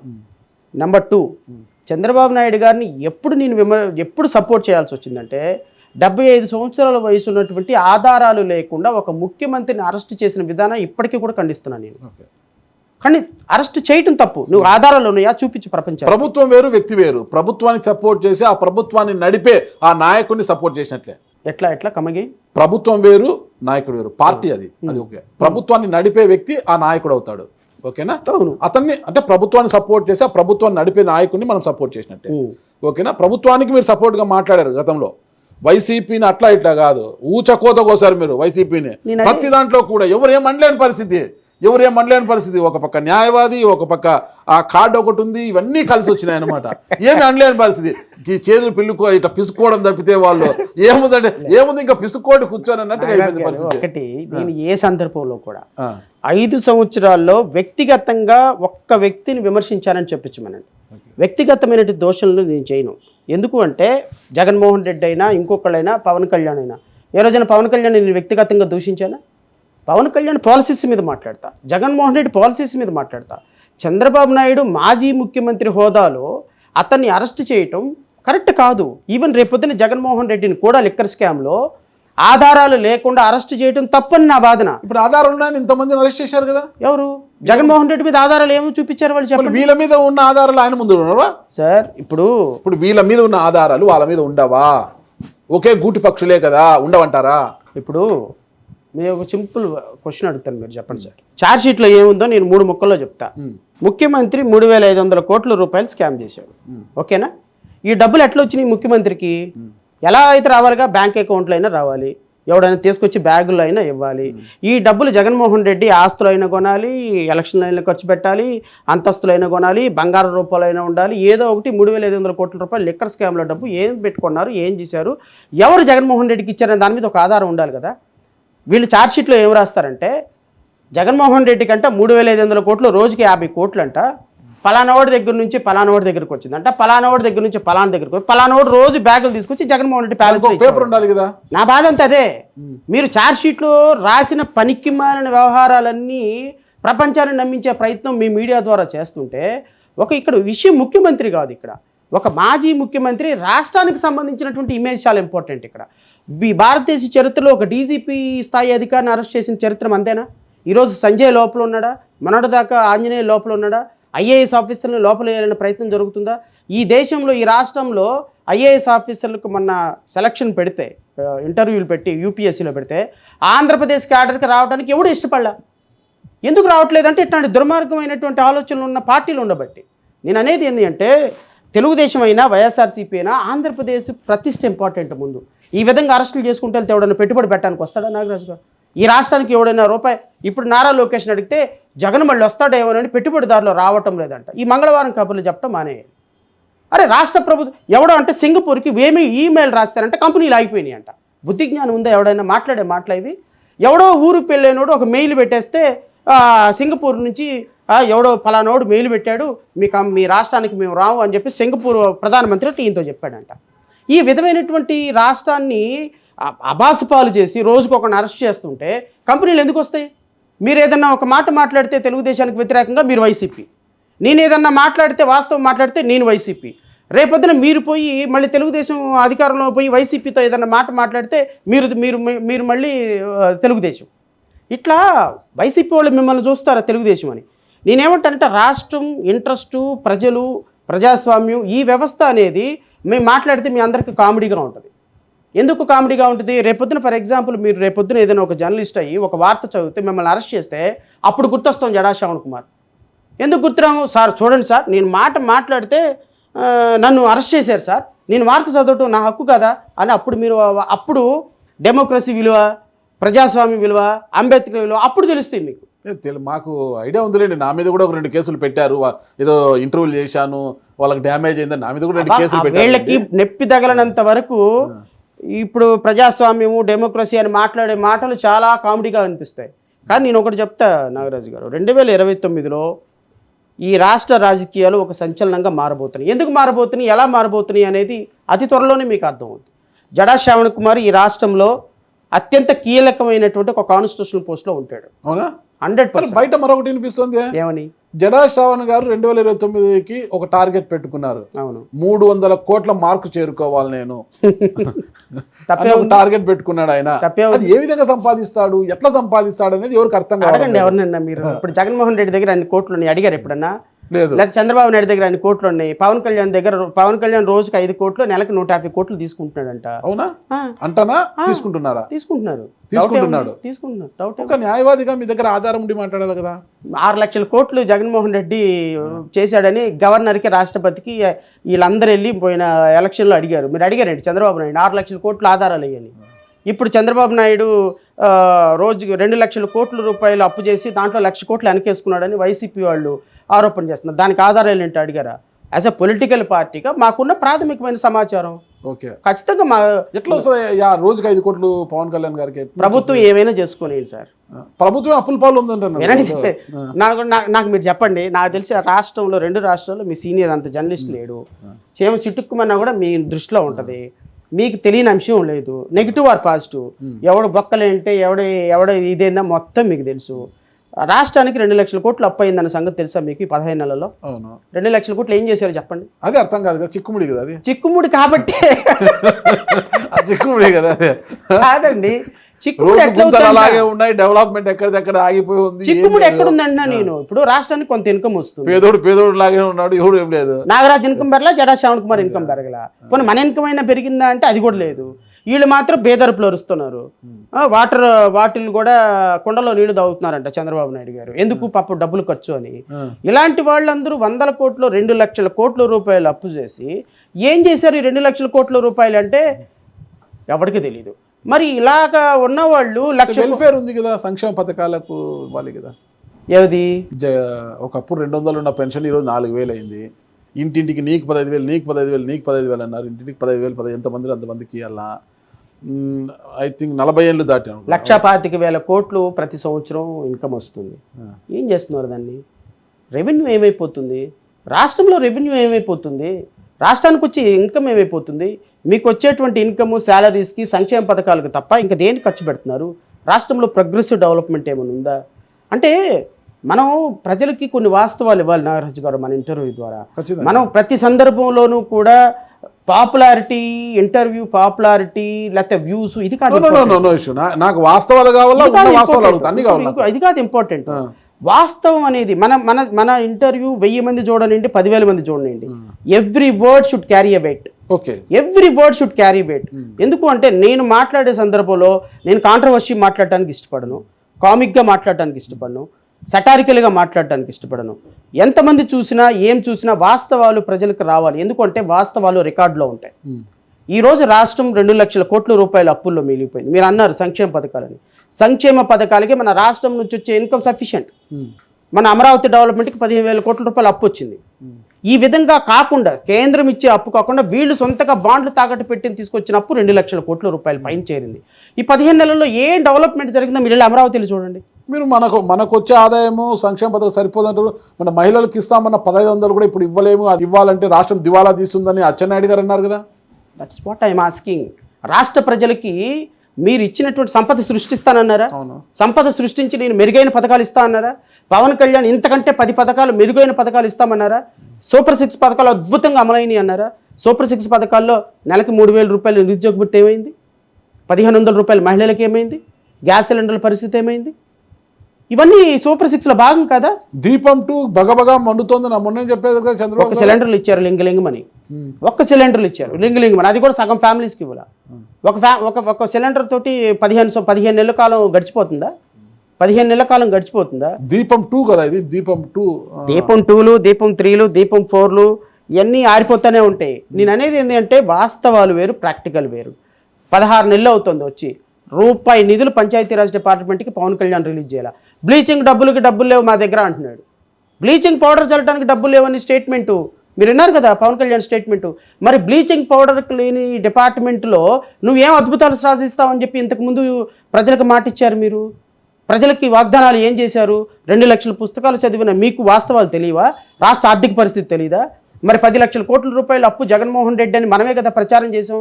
మరి ఎట్లా ఈ 10 లక్షల కోట్ల రూపాయలు అప్పు పూడ్చి మన ప్రజలకి వాస్తవాలు చెప్దామని అనుకోలేదా? అంటే మీరు ఈ అధికారంలోకి రావడానికి అన్ని అబద్ధాలు చెప్పారు, ప్రజలను బూచీ చేశారు, ప్రజలను మోసం చేసి తెలిసి చీటింగ్ చేశారు అంటున్నాను. ఒక చిన్న విషయం అడుగుతాను. ఇప్పుడు మీరు చెప్పిన 2 లక్షల పుస్తకాలు పవన్ కళ్యాణ్ గారు చదివారా? ఆయనే కదండి. 2 లక్షల ఆయన అన్నాడు 2 లక్షల పుస్తకాలు చదివాను నేను అన్నాడు. ఎంపీసీ చదివాను అన్నాడు, బైపీసీ చదివాను అన్నాడు, హెచ్ఈసీ చదివాను అన్నాడు, ఇంటర్నేట్ ఇంజనీరింగ్ కాలేజీలో జాయిన్ అయ్యాను అన్నాడు. ఆయన చెప్పిన పదాలే నాకు. చదివారు ఇంటర్లో? ఎవరు? మీరు? నేను హెచ్ఈసీ చదివాను, హిస్టరీ, ఎకనామిక్స్, సివిక్స్.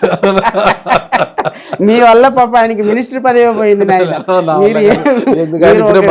జీవితాన్ని బదనాం చేసి ఎకనామిక్స్, హిస్టరీ, సివిక్స్ చదివాను. అప్పుడు రిజర్వేషన్ దానికి లాజిక్ ఉంది.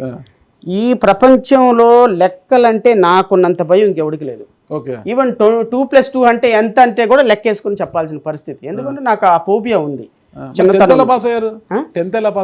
ఒక విధంగా చెప్పాలి అంటే నా పక్కనోడు హెల్ప్ చేసి పాస్ చేయించాడు.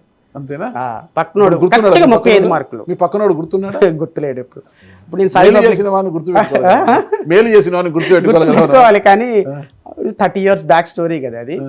అంటే ఏదో 35 మార్కులు ముక్కి ట్రిగ్నోమెట్రీ అని ఉండేది తెలుసు, అది త్రికోణమితి. అది చాలా ఈజీగా ఉండేది అందరికీ కూడా. ఆ ఒక్క చాప్టర్ బాగా చదువుకున్నా, ఆ చాప్టర్ చదువుకున్నాను. ఏదో చిన్న మొత్తానికి పాపం అటు చేసి ఇటు చేసి 35 మార్కులు ఎగ్జాక్ట్లీ స్టాంప్ వేసి 35 మార్కుల్లో పాస్ చేశారు. సో మిగతా అన్నీ పర్లేదు, కానీ రెగ్యులర్గా పాస్ అయ్యారా? రెగ్యులరే. 3rd క్లాస్ వచ్చింది, 10th క్లాస్. నా లైఫ్లో మీరు నమ్ముతారో లేదో, నేను I never tasted first class. I never tasted first class. 10th class, 3rd class. మళ్ళీ ఇంత ఆర్డినరీ స్టూడెంట్ మీరు, నేను ఎలా క్లియర్ చేశారు? అదే చెప్తున్నా. ఆర్డినరీ స్టూడెంట్ అంటే చదవటం చాలా తక్కువ. ఇప్పుడు డిగ్రీ ఉంది నాగరాజు గారు, ఏఎస్ఎఫ్ఐ డిస్ట్రిక్ట్ ప్రెసిడెంట్ విద్యార్థి ఉద్యమాల్లో. 365 రోజులు ఉద్యమాల్లోనే ఉండేవాళ్ళం. పుస్తకం పట్టుకునేవాళ్ళం కాదు, చదువుకునేవాళ్ళం కాదు. చదువుకుంది మార్కులు రావు కదా, తెలివి ఉంది. ఇప్పుడు మీరున్నారు మెంబర్ ఆఫ్ పార్లమెంట్, ఇదేంది మన ప్రిన్సిపల్ సెక్రటరీలు, చీఫ్ సెక్రటరీల కంటే మీకు తెలివితేటలు ఎక్కువ. మీకు తెలియని లోక జ్ఞానం, మీకు తెలియని ఈ ప్రపంచంలో అయ్యో ఈ ప్రపంచంలో ఏదో చేసుకుని పోతుంటారు, పట్టకూటి కోసం చేసేవాళ్ళు వేరు. ప్రపంచంలో మీకు తెలియని విషయమే లేదు. విద్యార్థి సంఘాల్లో నేను చాలా మందిని చూశాను. విద్యార్థి సంఘాల్లో పనిచేసిన వారు సక్సెస్ అయిన వారు ఉన్నారు, జీవితం సంకనాకపోయిన వాళ్ళు ఉన్నారు దాంట్లో పనిచేసి. నేను సక్సెస్ అయ్యేవాడిని, సంకనాకపోయేవాడిని. నేను 2 చూశాను, 2 కోణాలు చూశాను. నేను బాగా చాలా జీనియస్గా ఉంటారు, విద్యార్థి సంఘాల్లో ఉన్నా కూడా చదువుకి ఆ ప్రయారిటీ ఇస్తూ బాగా హై స్థాయికి పోయిన వాళ్ళు ఉన్నారు. దీన్నే పెట్టుకొని ఆ సంకనాకపోయిన వాళ్ళు కూడా ఉన్నారు. నేను కమర్షియల్, నేను చాలా కమర్షియల్, ఆల్వేస్ లుక్రేటివ్. అది ఏదైనా ఒక మనకి భవిష్యత్తుకు బాగుంది అంటే నా పని చేస్తాను. కాకపోతే ఏంటి అంటే ఎంచుకున్న మార్గం చాలా క్లిష్టమైంది కాబట్టి it will take some time. అందుకని నేను చాలా యంగేజ్లో రిజైన్ చేయడానికి కారణం అదే. పాపం వీళ్ళందరికి లాగా ఉద్దనారి పతివ్రతలాగా 60 ఏళ్ళకి రిజైన్ చేసి వచ్చి సమాజం కోసం పోరాటంలా. నేను రిజైన్ చేసేటప్పటికి నాకు 38 ఏళ్ళు నా వయసు. సో వీళ్ళందరూ 60 సంవత్సరాల తర్వాత వచ్చి అన్ని అధికారాలు అనుభవించి ఇప్పుడున్నటువంటి చాలామంది పొలిటీషియన్స్ దళితులు, అంబేద్కరు, ప్రపంచం అంటారు. దానివల్ల ప్రజలకు ఏం మంచి జరగదు, ప్రజలు కూడా అప్రిషియేట్ చేయరు. మీరు ఒక మంచి కాస్తో ఫైట్ చేస్తున్నారు, మద్దతు చాలా తక్కువ. ఇప్పుడు మెడికల్ కళాశాల గురించి, మెడికల్ కళాశాల ప్రైవేటీకరణ గురించి, పీపీపీ విధానాన్ని వ్యతిరేకించి నిన్నటి రోజు మీరు ఉద్యమం చేపట్టారు. అసలు వచ్చిన లాభం ఏంటి అంటే? నిన్న 5 మాజీ మంత్రులు వచ్చారు నా సభకి వైఎస్ఆర్సీపీ నుంచి, 7 మాజీ ఎమ్మెల్యేలు, ఆల్మోస్ట్ ఆల్ అక్రాస్ ది. అంటే నిన్న మేము ఉద్యోగ సంఘాలు ఒక 700 మంది 800 మంది వచ్చారు. 700-800 మంది అక్కడికి వచ్చిన సందర్భంలో ఒక వాయిస్ని ప్రపంచానికి వినిపించగలిగాం. ఒక వాయిస్ని, ఒక నిప్పురవ్వ. ఈ నిప్పురవ్వ రేపొద్దున బడబాగ్నిగా మారి ఆ ప్రభుత్వాన్ని కాల్చేయచ్చు. అంతా కలిస్తే ఈరోజు మళ్ళీ వైసీపీ అదే స్టాండ్ తీసుకొని మళ్ళీ వాళ్ళు ఉద్యమం అంటున్నారు. ఆల్రెడీ చేశారు. అందరికి కలిసి జడా శ్రావణ్ గారు కావచ్చు, జగన్మోహన్ రెడ్డి గారు కావచ్చు, ఇతర వామపక్షాలు కావచ్చు, అందరూ కలిసి విజయ్ కుమార్ గారు అందరూ ఒక వేదిక మీదకి వచ్చి పెద్ద ఎత్తున గళం విప్పితే, ఒక్కసారిగా ఆరిస్తే ప్రభుత్వానికి భూకంపం వస్తుంది. ఇది ఎప్పుడు కూడా ఉద్యమం ఎప్పుడు కూడా బీకామ్లో ఫిజిక్స్ లాగా మీరు ఒక్క రోజులో ఫేమస్ అయిపోయినారు. అప్పుడు దాకా నాగరాజు ఎవరో ప్రపంచానికి తెలియదు. తెలివి ఉంది, మీకు అద్భుతమైన నాలెడ్జ్ ఉంది. ఇప్పటి వరకు మీరు చేసిన ఇంటర్వ్యూస్లో ఆయన ఎవరు బండ్ల గణేష్ ఒక ఇంటర్వ్యూ, అది అప్పటికి ఎవర్గ్రీనే, no doubt. Bandla Ganesh interview మీ ఇద్దరు కాంబినేషన్, ఆయన కొంచెం ఎక్స్ట్రీమిస్టే, మీరు కూడా ఆయన కంటే ఎక్స్ట్రీమిస్టు. సో మీ ఇద్దరు 2 ఎక్స్ట్రీమిస్టులు కలిస్తే ఇంటర్వ్యూ ఎలా ఉంటుంది, అది బ్లాస్టింగ్. పాపం ఇది పీకామ్లో ఫిజిక్స్, ఇంకా ఎవరు ఆయన మాజీ స్పీకరు, ఈ ఇంటర్వ్యూలు 1-2 ఇంటర్వ్యూస్లో అయిపోతుంది, బ్లాస్ట్ అవుతుంది. కానీ రాజకీయం అలా కాదు, step by step step by step step by step. ఒకళ్ళ రాజకీయ పార్టీలు కలవాలి, వాళ్ళ ఐడియాలజీ కలవాలి, ఇది కలవాలి. నిన్న ఒక ప్రయత్నం జరిగింది. నిన్న ఏంటి మీరు దానివల్ల ఉపయోగం అన్నారు, ఖచ్చితంగా ఉపయోగం ఉంటుంది. ఎందుకు ఉపయోగం ఉండదు అంటే, ఇది ఒక కార్యాచరణతోటి ముందుకెళ్ళటానికి, రేపొద్దున ఐడియాలజీతోటి ముందుకెళ్ళటానికి కొంత ఒక ప్రయత్నం జరిగిందని అయితే నేను అనుకుంటున్నా. నేనైతే I'm damn sure A medical కాలేజీలు అయితే ప్రైవేటీకరణ చేశాడో ఈరోజు ప్రతి మెడికల్ కాలేజీ 2029లో ఎవరైతే జగన్మోహన్ రెడ్డి చెప్పినట్టుగా టెండర్లు వేశారో, టెండర్లో పాల్గొన్నారో, ఈ టెండర్ల మీద జరిగిన అవినీతి ఈ 3 సంవత్సరాలు 4 సంవత్సరాలు ఖచ్చితంగా మేనేజ్మెంట్ కోటా సీట్లు ₹1,00,000 కట్టే ఫీజు సీటు ₹1,00,00,000 అమ్ముకుంటారు. అమ్ముకున్న ప్రతి సీటు మీద ఎంక్వైరీ జరుగుతుంది. కట్టిన ప్రతి రూపాయి ఎవడైతే తీసుకున్నాడో, ప్రభుత్వంలో ఎవడైతే భాగస్వామిగా ఉన్నాడో వాడి మీద ఎంక్వైరీ జరుగుతుంది. ప్రతి మెడికల్ కాలేజీ టెండర్లు 200% 2029లో రద్దు చేసి తీరుతాం. మీరు రాసి పెట్టుకోండి. మా పక్కన సాంబా కూడా లేడు, రాసి పర్లేదు సార్, పెట్టుకోవడానికి. పర్లేదు, మీ మనసులో రాసుకోండి. రద్దు చేసి తీరుతాం. మా కెమెరామెన్కి చెప్పాలా, ఖచ్చితంగా రికార్డ్ చేసి పెట్టుకోండి ఇది. ఎందుకు అంటే నేను అన్నీ కాన్షియస్గానే ప్రతి మాట వాడా. కూటమి ఒక్క తాటిపైకి వచ్చి ఈరోజు చూస్తున్నాం కదా, అసలు మేము వస్తాం, మళ్ళా మేమంతా కలిసి వస్తాము, ఏదో చేసేస్తాము అని చెప్తున్నారు. మీ ధైర్యం ఏంటి అసలు? ఇప్పుడు 2019లో నేను గత ప్రభుత్వం మీద ఫైట్ చేసినప్పుడు చంద్రబాబు నాయుడు, నారా లోకేష్ హైదరాబాద్లో కూర్చొని ఒకళ్ళు సైక్లింగ్, ఒకళ్ళు వాకింగ్ చేసుకుంటూ ఉన్నారు. ఓకే. ఏ రోజు రాష్ట్రంలో వాళ్ళు కరోనా తర్వాత సైక్లింగ్ ఎవరు, వాకింగ్ ఎవరు? సైక్లింగ్ ఏమో నారా లోకేష్, వాకింగ్ ఏమో చంద్రబాబు నాయుడు. మీరేం చేస్తున్నారు అప్పుడు? అప్పుడు మేము ఫైటింగ్ చేస్తున్నాం. ఓకే. రాష్ట్రంలో అధికార పక్షం మీద ఫైటింగ్ చేస్తున్నాం. వాళ్ళకి లేని పోరాటం మీకెందుకు? రాజకీయ పార్టీ కాబట్టి. ఓకే. బికాస్ వాళ్ళ బలం ఎంత? ఎవరు మీకున్న బలం ఎంత? ఇద్దరు చాలు ఫైటింగ్ చేయడానికి. పార్టీ అంటారు, పార్టీ అధ్యక్షుడు ఎప్పుడు మీరే కలిసి, మీ దగ్గర అధికార పదవి లేదు, స్పోక్స్ పర్సన్స్ ఎక్కడ పోయారు, ఇంకా మిగతా వాళ్ళు ఎక్కడ పోయారు, అసలుకి వాయిసే ఉండదు. రాజకీయ పార్టీ అంటే సార్ మీరు ఒకటి అప్రిషియేట్ చేయాలి. ఒక జర్నలిస్ట్గా మీరు సింగిల్గా జర్నలిస్టుగా స్టార్ట్ చేసి ఒక వార్త రాయటం మొదలుపెట్టుంటారు. ఇప్పుడే నాకు డిబేట్ స్టార్టింగ్ రోజు వార్తలో చేశాను, సాక్షిలో చేశాను, 15 ఏళ్ళు అని చెప్పారు. ఓకేనా? ఈ రోజు మీ దగ్గర ఎంతమంది ఉన్నారు? 62 మంది. 62 మంది ఉన్నారు. ఆ రోజు ఎంతమంది మీరు? నేను ఒక్కనే స్టార్ట్ అయ్యాను కదా. ప్రయాణం ఎప్పుడు ఒకటే. మరి మీ ప్రయాణం స్టార్ట్ చేసి ఏళ్ళు గడుస్తుంది. అందుకని ఇప్పుడు నా వెనక ఒక్కళ్ళే లేరు, నా వెనక కొన్ని 100 మంది సైన్యం ఉన్నారు.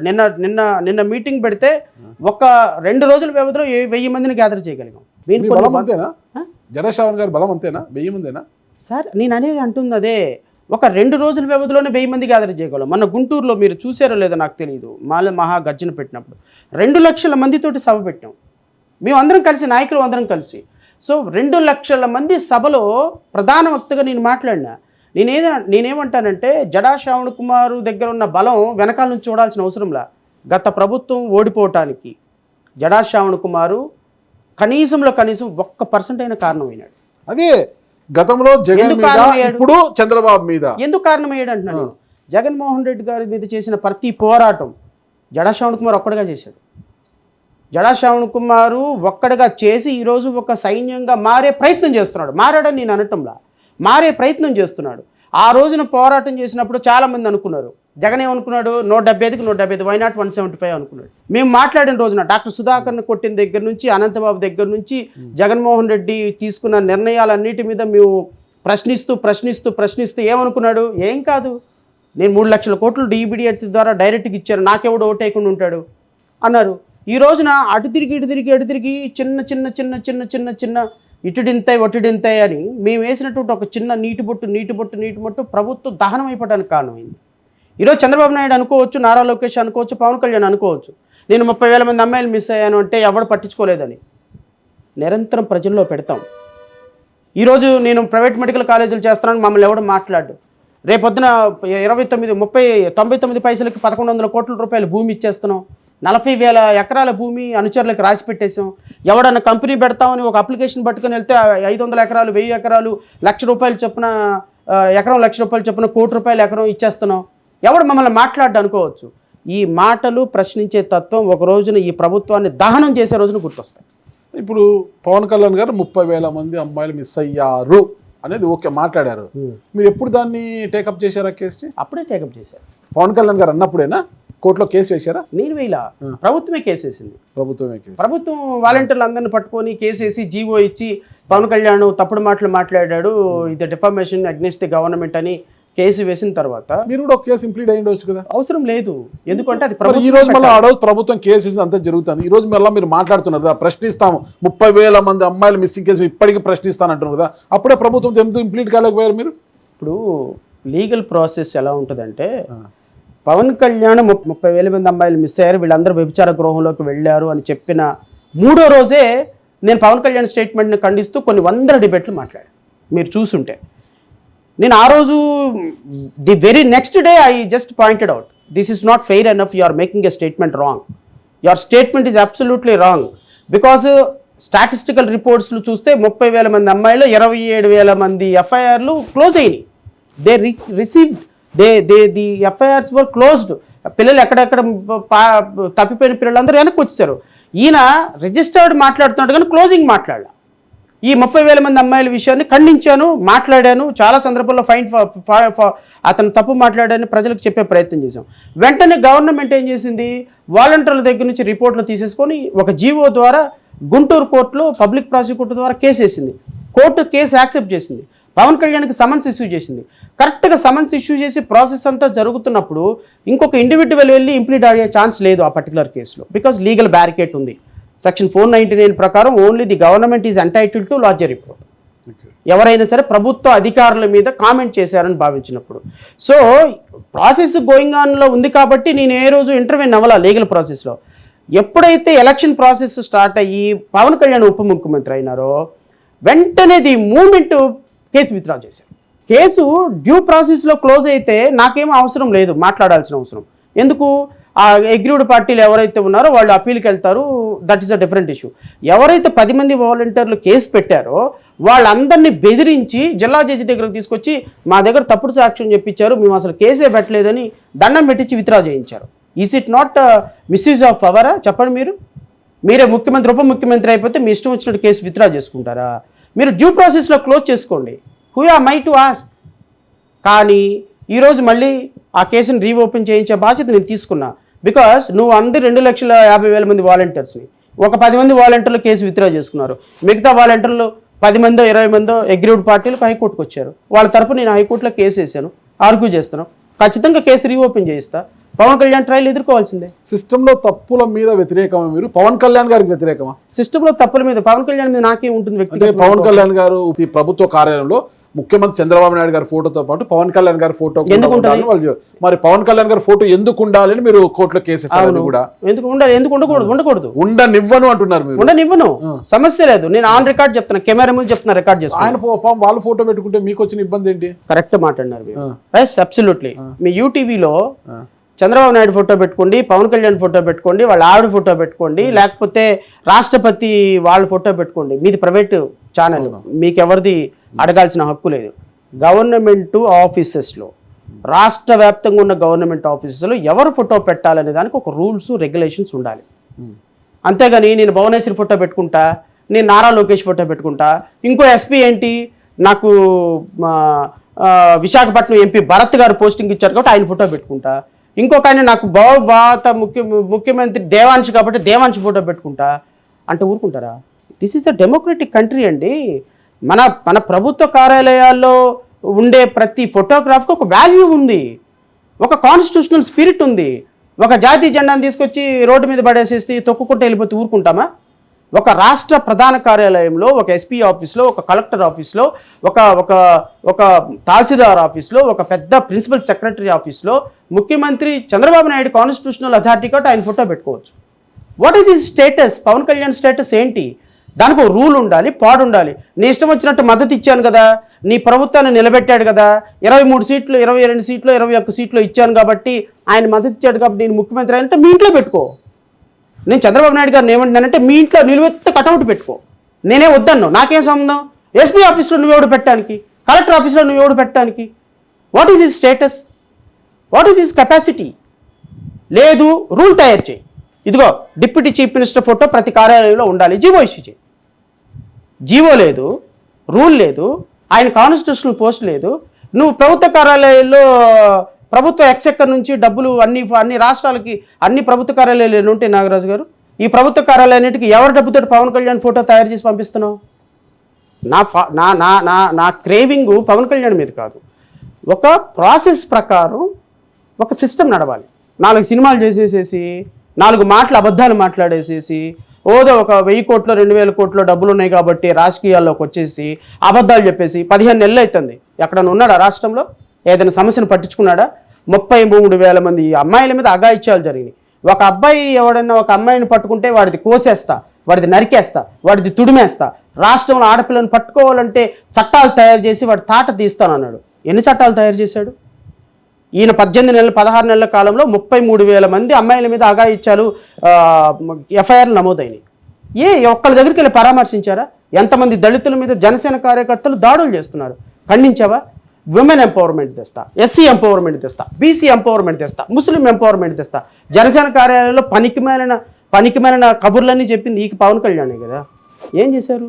ప్రశ్నిస్తానన్నాడు. ఏది? ఎక్కడ ప్రశ్నించావు? ఈరోజు మెడికల్ కాలేజీలు మొత్తం అన్యాయం అయిపోతున్నాయి, ఎక్కడ ప్రశ్నించావు? సో ప్రభుత్వం మీద నా పోరాటం, వ్యవస్థ మీద పోరాటం. కానీ పవన్ కళ్యాణ్కి నాకేం సంబంధం? సూపర్ 6 సూపర్ హిట్ అయింది, ఇచ్చిన మాట ప్రకారం అన్ని నెరవేరుస్తున్నాం అనుకుని ఆయన హ్యాపీగా ఉన్నాడు కదా. అదే సూపర్ 6 సూపర్ హిట్ అని పెద్ద ఎత్తున సభ కూడా పెట్టారు. అదే అంటే ఆయన హ్యాపీ, మీ ముఖంలో కూడా కనిపిస్తుంది నాకు. సూపర్ 6 హ్యాపీ, ఆయన హ్యాపీ పడుతుంది. మీరు చెప్పండి సార్ నాకు. ఇప్పుడు మీరు ఇంటర్వ్యూ చేస్తున్నారు, నేను సమాధానం చెప్తున్నా. కొన్ని సందర్భాల్లో నేను కూడా కొన్ని మిమ్మల్ని ప్రశ్నలు అడిగే హక్కు నాకు కూడా. 100%. సో ఆ ప్రశ్న అడుగుతున్న సందర్భంలో సూపర్ 6లో మొదటి సూపర్ హామీ ఏంది? యువతకి 20 లక్షల ఉద్యోగాలు, నెలకు 3,000 నిరుద్యోగ భృతి. ఇది అయిందా? ఉద్యోగ కల్పన చేస్తున్నారు, సంవత్సరానికి 20 లక్షల ఉద్యోగాల కల్పన ఆబ్లిక్ నెలకు 3,000 రూపాయలు నిరుద్యోగ భృతి. ఇది అయిందా? ఆ వేటలో ఉన్నారు. అయ్యిందా? అవుతుందా? మీరు అశ్వత్థామ కుంజర హతహ అని చెప్పొద్దు. ఆన్సర్ అయ్యిందా లేదా? అయిందా లేదా? లేదు, పోయింది. ఇంక సూపర్ 6 సూపర్ హిట్ ఆడుంది, సూపర్ హిట్ సూపర్ ఫ్లాప్.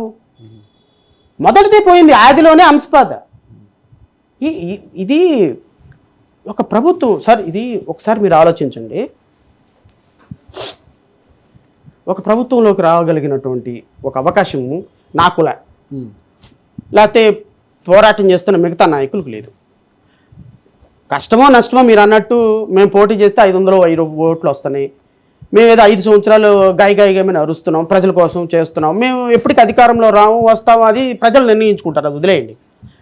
అధికారంలోకి వచ్చే అవకాశం ఉన్నవాళ్ళు, ఇప్పుడు నేనున్నాను, నేను ఒక న్యాయవాదిని, నాకు రూల్స్ లేవు, రెగ్యులేషన్స్ లేవు, నేనే రాజ్యాంగ పదవిలో లేను, నేను ఏ సందర్భంలో ప్రభుత్వానికి సంబంధించిన ఒక రూపాయి కూడా రాజ్యాంగబద్ధంగా నడుచుకోవాలి కదా. అదే చెప్తున్నా, నేను ఏది లేదు.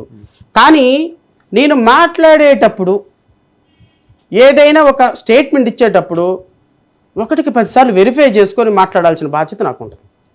ఏది ఒక సాధారణమైన న్యాయవాదిగానే నాకు ఆ సిగ్గుంది, నాకు ఆ లజ్జ ఉంది, నాకు ఆ బిడియం ఉంది. మనం ఈరోజు మాట్లాడతాము, మళ్ళీ రేపొద్దున అది కెమెరా ముందు రికార్డ్ అవుద్ది, మీలాంటి వాళ్ళు ఎవడన్నా పట్టుకున్నాడంటే జీవితం చిత్రం అయిపోద్ది. ఇదిగో ఆ రోజు ఇట్ట మాట్లాడు, ఈరోజు ఇట్ట మాట్లాడు, నాడు నేడు అని పోస్టర్ వేస్తారు. ఎందుకు వచ్చిన తలకాయ నొప్పి? మనం మాట్లాడేటప్పుడు కాస్త బాధ్యతాయుతంగా మాట్లాడదాము. తప్పుడు స్టేట్మెంట్ పవన్ కళ్యాణ్కి అది ఉందా? చంద్రబాబు నాయుడుకి అది ఉందా? వాళ్ళకి తెలిసి ఎన్ని అబద్ధాలు ఆడారు ఎలక్షన్ మేనిఫెస్టోలో, ఎన్ని అబద్ధాలు చెప్పారు. ఈ విధంగా అబద్ధాలు చెప్పి ప్రజలను మోసం చేసి ఈరోజు అధికారంలోకి వచ్చిన తర్వాత ఇలా మాట్లాడుతుంటే నాగరాజు గారు ప్రశ్నించడం తప్ప. మీరు ఆ రోజు అన్నారు కదా, ఎందుకు చేయలేదయా, మీకు అధికారం ఇచ్చాము, మీకు ఈరోజు ఉప ముఖ్యమంత్రి ముఖ్యమంత్రి పదవుల్లో కూర్చోబెట్టి మీరేమో ఎక్కడికన్నా రావాలి అంటేనేమో హైదరాబాద్ నుంచి ఇక్కడికి మీ సొంత కారులో పెట్రోల్ కొడుచుకొని రావాలా?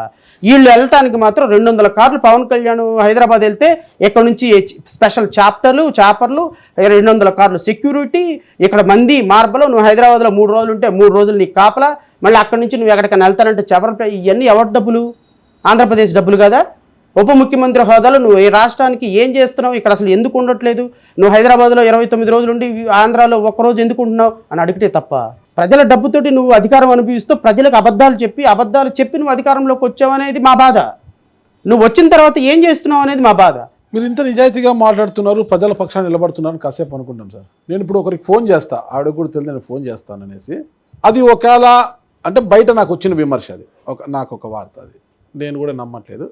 ఒక వాస్తవమైనా ప్లే చేస్తా, వాస్తవం కాకపోయినా ప్లే చేస్తా. ఎందుకంటే నాకు వచ్చిన సోర్సు నాకు దగ్గర వాళ్ళకు కూడా తెలియాలి, అది ఏంటి అనేది వాడికి కూడా తెలియాలి. ఓకేనా?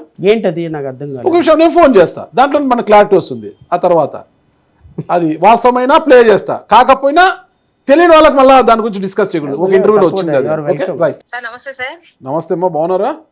బాగున్నాను సార్. ఏమా లంచ్ అయిందా? లేదు సార్, చేయాలి సార్. అమ్మా ఒక చిన్న క్లారిటీ కావాలమ్మా నాకు. చెప్పండి సార్. అమ్మాయి విషయంలో, అమ్మాయి చనిపోయిన తర్వాత అమ్మాయి కేసు రిటైర్డ్ జడ్జి న్యాయవాదిగా ఉన్న జడా శ్రావణ్ గారు వాదించారా, తీసుకున్నారా కేసు? అవును సార్. ఏమైందమ్మా? 2019లో అంటే మేము ఫేస్బుక్ లో చూసి ఆయన కాంటాక్ట్ అయ్యి ఇచ్చాం సార్ అది కేసు.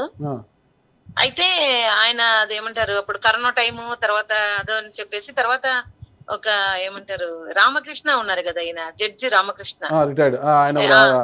ఆయన మాకు కాల్ చేసి, అమ్మ జడా శ్రావణ్ కుమార్ ఏమంటారు వాళ్ళకి అక్యూజర్ వాళ్ళకి ఇట్లా నా కళ్ళ ముందరే 25 lakhs తీసుకొని ఇట్లా తిరుపతిలో జరిగిన దాంట్లో అవతల సైడ్ బెండ్ అయినారు, మీ కేసుకి న్యాయం జరగదు అని ఆయన చెప్పినారు సార్. ఆయన చెప్పాడు అంతేనా, మీకేమన్నా వాస్తవం ఉందా?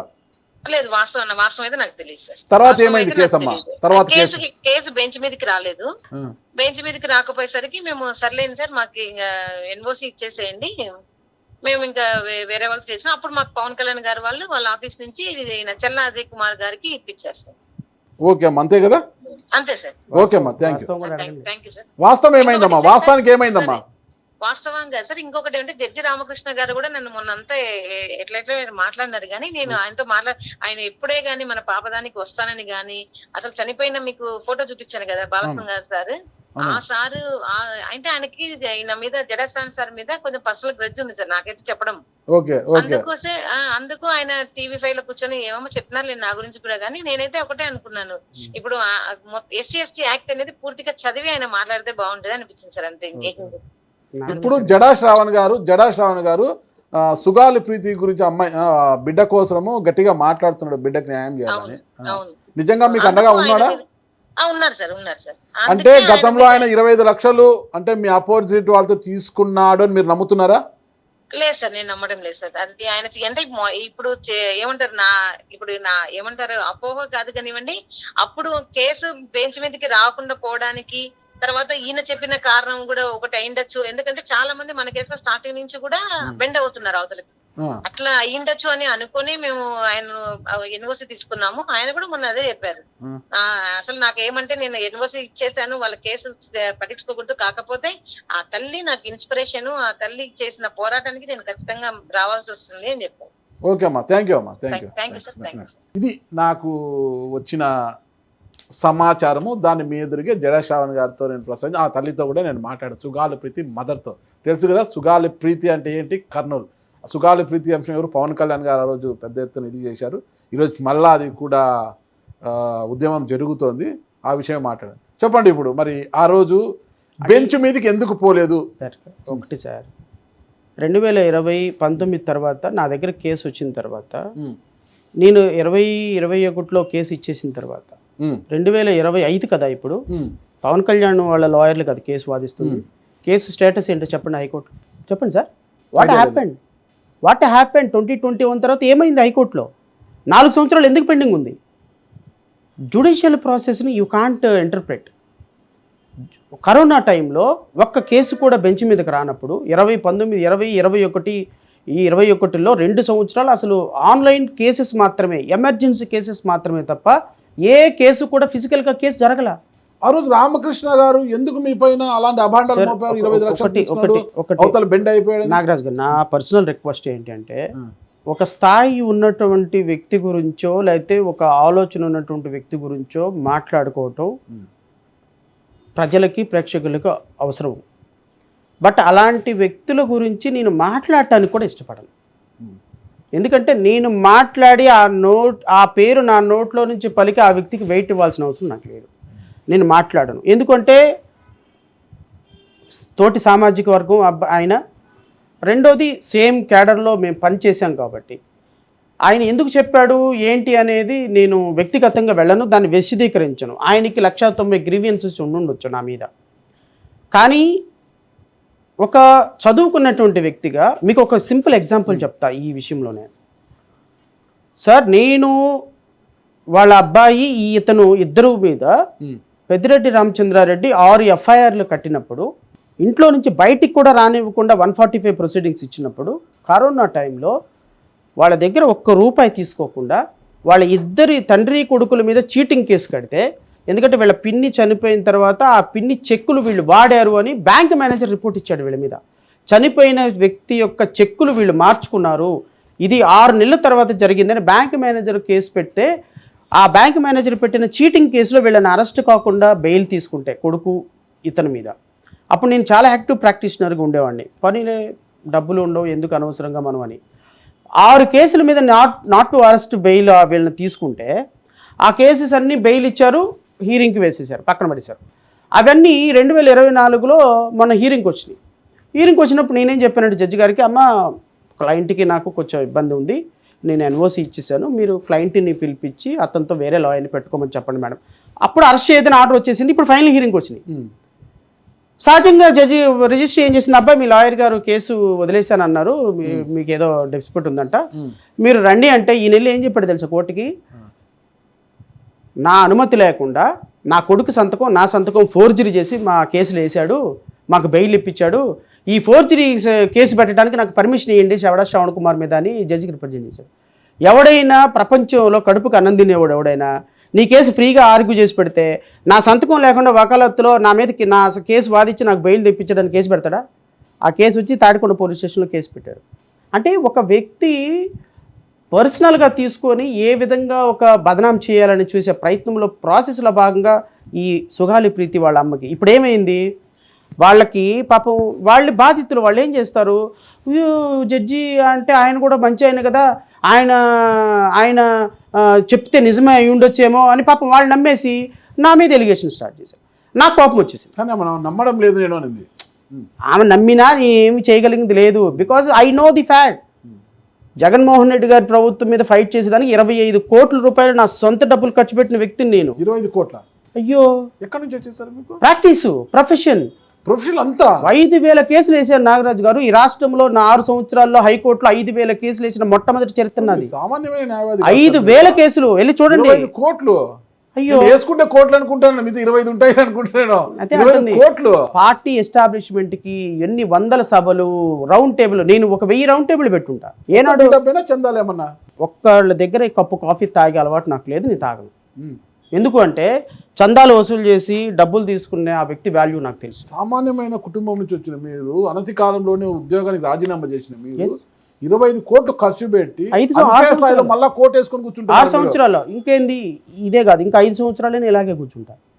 ఎందుకంటే కష్టపడిన డబ్బు కోట్లు సార్. ఎస్ నేను ఐఎమ్ ఆన్ రికార్డ్ సార్. ఎలా వచ్చాయి? అయ్యో, ఒక్కొక్క రోజు ఒక్కొక్క నెలలో 70 లక్షలు 60 లక్షల ప్రొఫెషన్లో. మీ మినిమం ఫీజు ఎంత సార్? నేను ఫీజు ఎక్కే తీసుకుంటా, నో డౌట్. ఈ కేసుని బట్టి తీసుకుంటా. నేను ఒక్క కేసులో సుప్రీంకోర్టులో వేసిన కేసులో ఒక్క కేసులో 50 లక్షలు తీసుకున్న కేసులు ఉన్నాయి. అంటే నేను అనేది ఏంటి అంటే పబ్లిక్ నుంచి ఆ విధమైనటువంటి ఫ్లోటింగ్ వచ్చింది కేసెస్. ఒక పర్టికులర్ సందర్భంలో ప్రతి రూపాయి తీసుకెళ్ళి సమాజాని కోసమే ఖర్చు పెట్టినా. ఆఫ్టర్ ఈ 25 lakhs తీసుకొని ఒక పాప మరణం కోసం ఆదించే జడా శ్రవణ్ కుమార్, ఆ విషయం వాళ్ళకి తెలియాలి కదా. వాళ్ళు నా మీద ఎలిగేషన్ చేసి కేసు తీసుకుని వెళ్ళిపోయిన తర్వాత వాళ్ళకి జరిగిన న్యాయం ఏంటి చెప్పండి. ఇదే రోజు మళ్ళీ ఆ నిందితులకు ఉరిశిక్ష ఏమని. సరే సార్, ఇప్పుడు నేను ₹5 లక్షల తీసుకొని ఆ నిందితులకు ఉరిశిక్ష ఏమైనా అంటే ఊరుకుంటారా సార్? ఇప్పుడు ఎగిరి తంతారు వచ్చి, ఎవడరా నువ్వు మా దగ్గర డబ్బులు తీసుకొని మా మీద మళ్ళీ వ్యతిరేకంగా మాట్లాడతావని. మనం ఎప్పుడు కూడా హానెస్ట్గా ఉంటే తాత్కాలికంగా నీ మీద మచ్చపడుద్ది, కానీ అల్టిమేట్గా నేను అదే ప్రొటెక్షన్ చేస్తుంది. యాజ్ ఎ జడ్జిగా నేను నేర్చుకున్నది అది. 10 ఏళ్లలో ఒక్క రూపాయి కూడా కరప్షన్ చేయకుండా జడా శ్రావణ్ కుమార్ నీతిగా నిలబడ్డాడు కాబట్టే ఈరోజు ఇల్లు లేదు, ఆయనకు బ్యాంక్ బ్యాలెన్స్ లేదు, ఏమీ లేదు. నా పిల్లలకి నా కష్టంతో వచ్చే చదువుతో చదివించుకున్నా నేను ఇప్పటికీ అద్దెంట్లోనే ఉంటున్నాను. నా దగ్గర ₹1 ఆస్తి లేదు, ₹1 అప్పు లేదు. వచ్చిన డబ్బు సమాజం కోసం ఖర్చు పెట్టాను. అద్దెంట్లోన్నారు మీరు? ఎస్. 25 కోట్లు ఖర్చు పెట్టి ఏం చేయమంటారు? ఎందుకు ఏ నెలకి ఆ నెల కట్టుకుందాం చేసుకుందాం అంటే చేయబుద్ది కాదు. 6 ఏళ్ళు కష్టపడి రెడీమేడ్ ఇల్లు కొనుక్కోండి ఒకటి. ఇప్పుడు మీకు ఒక సింపుల్ లాజిక్ చెప్తా. వచ్చిన తర్వాత విజయవాడలో ధరలు తగ్గిపోయాయి కదా. ఈ నెలలో 10 లక్షలు వచ్చిన ఫీజు డిఎస్సిలో నుంచి బాగా కేసులు వేసాం. ఒక 70 కేసులు వేసి ఉంటాం డిఎస్సి మీద. ఒక 15 లక్షలు 20 లక్షలు ఫీజులు వచ్చినాయి. అనుకునే లోపు నిన్న ధర్నా పెట్టాం, 15 లక్షలు అయిపోయినాయి. ఏం చేస్తాం? బ్లడ్ అది మ్యానుఫ్యాక్చరింగ్ డిఫెక్ట్, ఏం చేయగలం? బ్లడ్ అని ఎలా అంటారు మీరు? అంతే. పోరాట యోధుడు కాదు, ఒక చిన్న ఎంప్లాయ్ అయినా చాలా కష్టపడి పిల్లల్ని చదివించుకున్నాడు. రక్తం పంచిన తండ్రి గురించి నేను చెప్తున్నా. అంటే రక్తమే పంచుకోవాల్సిన అవసరం, ఐడియాలజీ పంచిన తండ్రి. మీకు అండగా నిలబడిన దేవుడి గురించి కాదు నేను చెప్పేది. ఆయన బ్లడ్ ఎందుకో తెలిసిన మేము ఆయన రాజ్యాంగం ప్రకారమే ఉన్నాము. మీరున్నట్టే వేరు, నేనుంటే వేరు. కోట్ వేసుకోలేదు మీరు. కోట్ వేసుకుని ఎప్పుడు కనపడదు. కోట్ వద్దనేసి వేసుకో, ఏం పర్లేదు. మీరు మాకంటే కోట్ వేసుకోగలిగిన స్థాయి ఉన్న వాళ్ళే. నేను అనేది ఏంటి అంటే ఐడియాలజీ అనేది, అంటే నేను ఎలా ఆలోచించానంటే 2019లో బయటకు వచ్చిన. ఇప్పుడు వచ్చిన డబ్బులతో ఇల్లు కట్టుకుంటే, సంపాదించుకొని అలవాటు పడితే, ఇంకా మనం బయటకు వచ్చిన కారణం ఏంటి? బయటకు ఎందుకు వచ్చాం? అక్కడే ఉండి చక్కగా కంఫర్టబుల్ లైఫ్ అనిపించు కదా. బయటకు ఎందుకు వచ్చాము? రాజకీయాలు చేయడానికి వచ్చాం. రాజకీయాలు చేయకుండా ఇంట్లో కూర్చుంటే, రాజకీయాలు చేయకుండా కూర్చుంటే ఎవడన్నా డబ్బులు ఇస్తాడా మనకి చేయమని? ఎవడు రూపాయి ఇచ్చి రాజకీయాలు చేయమని అనడు. లేదు, మనం ఖాళీగా కూర్చుంటే, ఖాళీగా కూర్చోడానికి కాదు కదా వచ్చింది ప్రొఫెషన్ చేసుకుంటూ. జడ్జి పోస్ట్ చేసి ఎవడన్నా లాయర్ అవుతాడా? పనికి మాలినోడు నేను తప్ప. ఎవడెవడు కింద నుంచి పైకి వెళ్తారు కానీ పై నుంచి కిందకు వస్తారా? కిందకు దేనికోసం వచ్చాము? దేనికోసం అంటే రాజకీయాలు చేయడం కోసం. రాజకీయాలు చేయాలంటే డబ్బు కావాలి. నువ్వు సంపాదించిన డబ్బుని ఇల్లు కొనుక్కుంటా, వాకిళ్ళు కొనుక్కుంటా, సెక్యూరిటీ చూసుకుంటే ఎలా మనం ఖర్చు పెట్టగలం? భార్య పిల్లలకు న్యాయం చేయలేండి మీరు, సమాజానికి ఏం న్యాయం చేస్తారు? ఒక ఇల్లు, భార్య పిల్లలు పెట్టిన తర్వాత సమాజానికి పెట్టాలా? అదే నేను అంటున్నా, ఏ వ్యవస్థ కోసం ఆలోచించే ఏ ఒక్కడి భార్య పిల్లలు సంతోషంగా ఉండరు. అందుకనే మీలాగా సంతోషంగా ఉండాలి అంటే సమాజం గురించి ఆలోచించడం మానేయాలి. మాలాగా భార్య పిల్లలతో, మా ఆవిడ అన్నం పెట్టేటప్పుడు తిట్టని రోజు అంటూ లేదు. నన్ను తిట్టని రోజు అంటూ ఒక రోజు ఉంది అంటే చాలా గొప్ప. ఏం తిడతారు పాపం? ఏంది, ఏం చేస్తున్నావు, ఎందుకు కష్టపడుతున్నావు, ఎవరి కోసం కష్టపడుతున్నావు, ఈ డబ్బులన్నీ ఎందుకు ఇట్లా వేస్ట్ చేస్తున్నావు, పిల్లలు ఏంది, నా భవిష్యత్తు ఏంది? భవిష్యత్తులో ఇలా అవుతావని తెలిసి నేను ప్రేమించేవన్నీ కాదు, ఏదో హ్యాపీగా ఉంటాను నేను, నువ్వు ఇలా అవుతావని తెలియక నేను ప్రేమించానని. అన్ఫార్చునేట్లీ ఆ మాట అనలేదు ఇప్పుడు దాకా.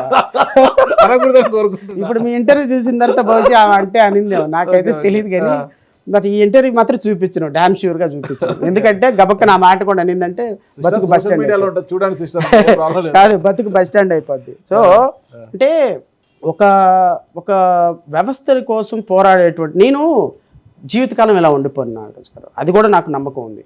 ఈ రాష్ట్రంలో అత్యున్నతమైనటువంటి పదవిలో జడా శ్రావణ్ కుమార్ ఒకరోజు ఉంటాడు అనే నమ్మకం నాకు. ఏం పదవి నాకు అర్థం కావడం లేదు. డిప్యూటీ చీఫ్ మినిస్టర్ అనుకోండి. డిప్యూటీ చీఫ్ మినిస్టర్ కితకితలు అన్ని మీవే అంటే కితకితలు పెట్టుకోవాలి. సరే, నేను నవ్వుకున్నా కితకితలు పెట్టుకున్నా, ఈ రాష్ట్రానికి ఒక ముఖ్యమంత్రి కావాలనేది నా కోరిక. ఒకరి కింద పని చేయరు, ఒక పార్టీలోకి వెళ్ళారు. మీ సొంత పార్టీ, మీ సొంత పార్టీకి ఉన్న బలం ఎంత, మీ దగ్గర ఉన్న క్యాడర్ ఎంత, మీకున్న సభ్యత్వం ఎంత? 2 సీట్లు తీసుకుంటాను సార్, అసెంబ్లీలోకి వెళ్తాను సార్. నా ఒక్కడికి సీట్ ఇచ్చినా వెళ్తాను సార్ నా పార్టీలో నుంచి. ఒక్కడికి సీటు మొన్న టీడీపీ ఇస్తానంటే 5 సీట్లు కావాలి నాకు అన్నారంట కదా. నాకు తిరువురు కావాలి, తాడికొండ కావాలి అని మారాన్ చేశారంట. అలా ఏం కాదు కానీ అడిగారా లేదా? సరే, ఒకటి అడిగారా లేదా? తిరువురు ఖచ్చితంగా కావాలి, తిరువురు మిమ్మల్ని కాదని కొలకపూడి శ్రీనివాస్ గారిని పంపించారు. మీకు రగిలిపోయింది, ఎక్కడో తెలియని జ్వాల మీలోకి వచ్చేసింది. అంటే మీకు హాఫ్ ఇన్ఫర్మేషన్ కరెక్ట్. ఓకే, నేను పొత్తు అడిగిన మాట వాస్తవం.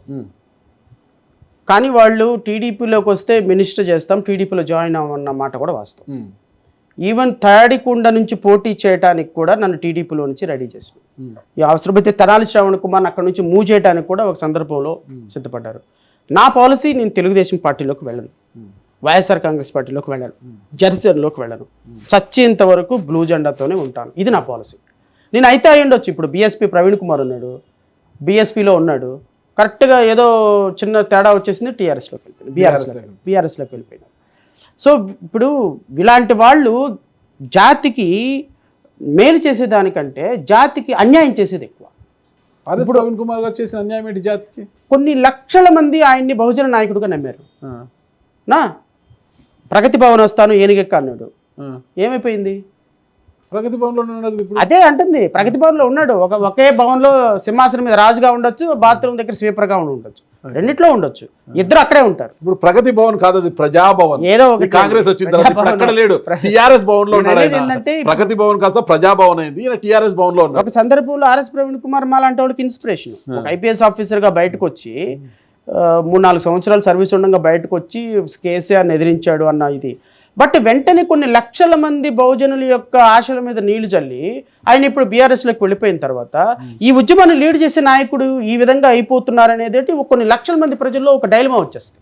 ఇప్పుడు నేను జడా శ్రావణ్ కుమార్ అండి, నా ముందు చాలామంది నాయకులు ఉద్యమంలో ఉన్నారు, కొన్ని దళిత ఉద్యమాల్లో ఉన్నారు, రాజకీయ నాయకులుగా ఉన్నారు. ఎవడేం సాధించలా. ఎందుకు సాధించలా? ఎవడైనా ఒక కార్పొరేషన్ పదవి ఇచ్చేస్తే పరిగెడతాడు, ఎవడైనా ఒక చైర్మన్ పదవి ఇచ్చేస్తే పరిగెడతాడు, ఎవడైనా ఒక ఎమ్మెల్యే పదవి ఇస్తే పరిగెట్టిపోతారు. అంటే ఒక చైర్మన్ పదవికి, ఒక ఎమ్మెల్యే పదవికి, ఒక కార్పొరేషన్ పదవికి అమ్ముడు పోయేటువంటి వ్యక్తులు ఎక్కువగా ఉండటం వల్ల ఈ ప్రజలు ఈ జాతి మీద నమ్మకం కోల్పోయినారు. అట్లీస్ట్ నా కోరిక ఏంటి అంటే, నేను భవిష్యత్తులో ఏమవుతానో నాకు తెలియదు, కానీ ఈ నమ్మకాన్ని మాత్రం పోగొట్టకూడదు అనేది నాకున్నటువంటి ఒక చిన్న ఆకాంక్ష. భవిష్యత్తులో ఏ పార్టీలు కూడా చేరరు, 100% కింద ఎప్పుడు పనిచేయను, కలిసి పనిచేస్తా. ఓకే ఓకే, కింద పనిచేస్తారు, కలిసి పనిచేస్తారు, ఇది మంచి విషయం. నేను ఎప్పుడు కింద పని చేయను, కలిసి పనిచేస్తా, 100% కలిసి పనిచేస్తా. రేపు వైసీపీతో కలిసి పనిచేస్తా, వైసీపీతో కలిసి పనిచేస్తా, ఖచ్చితంగా. ఖచ్చితంగా ఇప్పుడు చేస్తున్నాను. ఇప్పుడు కూడా కలిసి పని చేస్తున్నా. ఎందుకు పని చేయట్లేదు? మన తెలుగుదేశంతో కలిసి పని చేయలేదా? మరి తెలుగుదేశం 5 సీట్లు అడిగిన, తెలుగుదేశంతో కలిసి పని చేయలేదా? 5 సీట్లు అడిగిన మాట వాస్తవమా కదా? ఎప్పుడు టీడీపీ నేను సీట్లు పొత్తు పెట్టుకోవాలి అని అన్న మాట వాస్తవం, వాళ్ళు కూడా ఇనీషియల్గా ఓకే అన్న మాట కూడా వాస్తవం. కానీ లాస్ట్ మూమెంట్లో పరిస్థితులన్నీ కూడా జగన్మోహన్ రెడ్డి వల్ల మారిపోయినాయి. నేను ఈ విషయంలో ఇంతకు మీకు కలిసి పనిచేస్తాను, ఇప్పుడు కలిసి చేస్తున్నానని చెప్పడానికి ఒక క్లారిఫికేషన్ ఇచ్చిన తర్వాత మీ సమాధానం చెప్తా. ఎందుకంటే ఇది ప్రజల్లోకి పబ్లిక్ సంకేతం వెళ్ళకూడదు. పాలక పక్షం మీద ఫైట్ చేయడానికి ప్రతిపక్షాలన్నీ కలిసి పనిచేయాలి. కరెక్ట్. నేను CPI, CPM, YSR Congress party, లేకపోతే ఆర్పిఐ, ఇంకా ఆమ్ ఆద్మీ, నిన్న అందరం కలిసి ఇక్కడ ధర్నా పెట్టినప్పుడు అందరం కలిసి ఒకే స్టేజ్ మీద కూర్చున్నాం, ప్రభుత్వం మీద ఫైట్ చేసాం. That does not mean that కలిసి పని చేస్తున్నానంటే కింద పని చేస్తున్నానని అర్థం కాదు. రేపొద్దున ఎలక్షన్లో కూడా కలిసి పని చేయొచ్చేమో ప్రభుత్వానికి వ్యతిరేకంగా.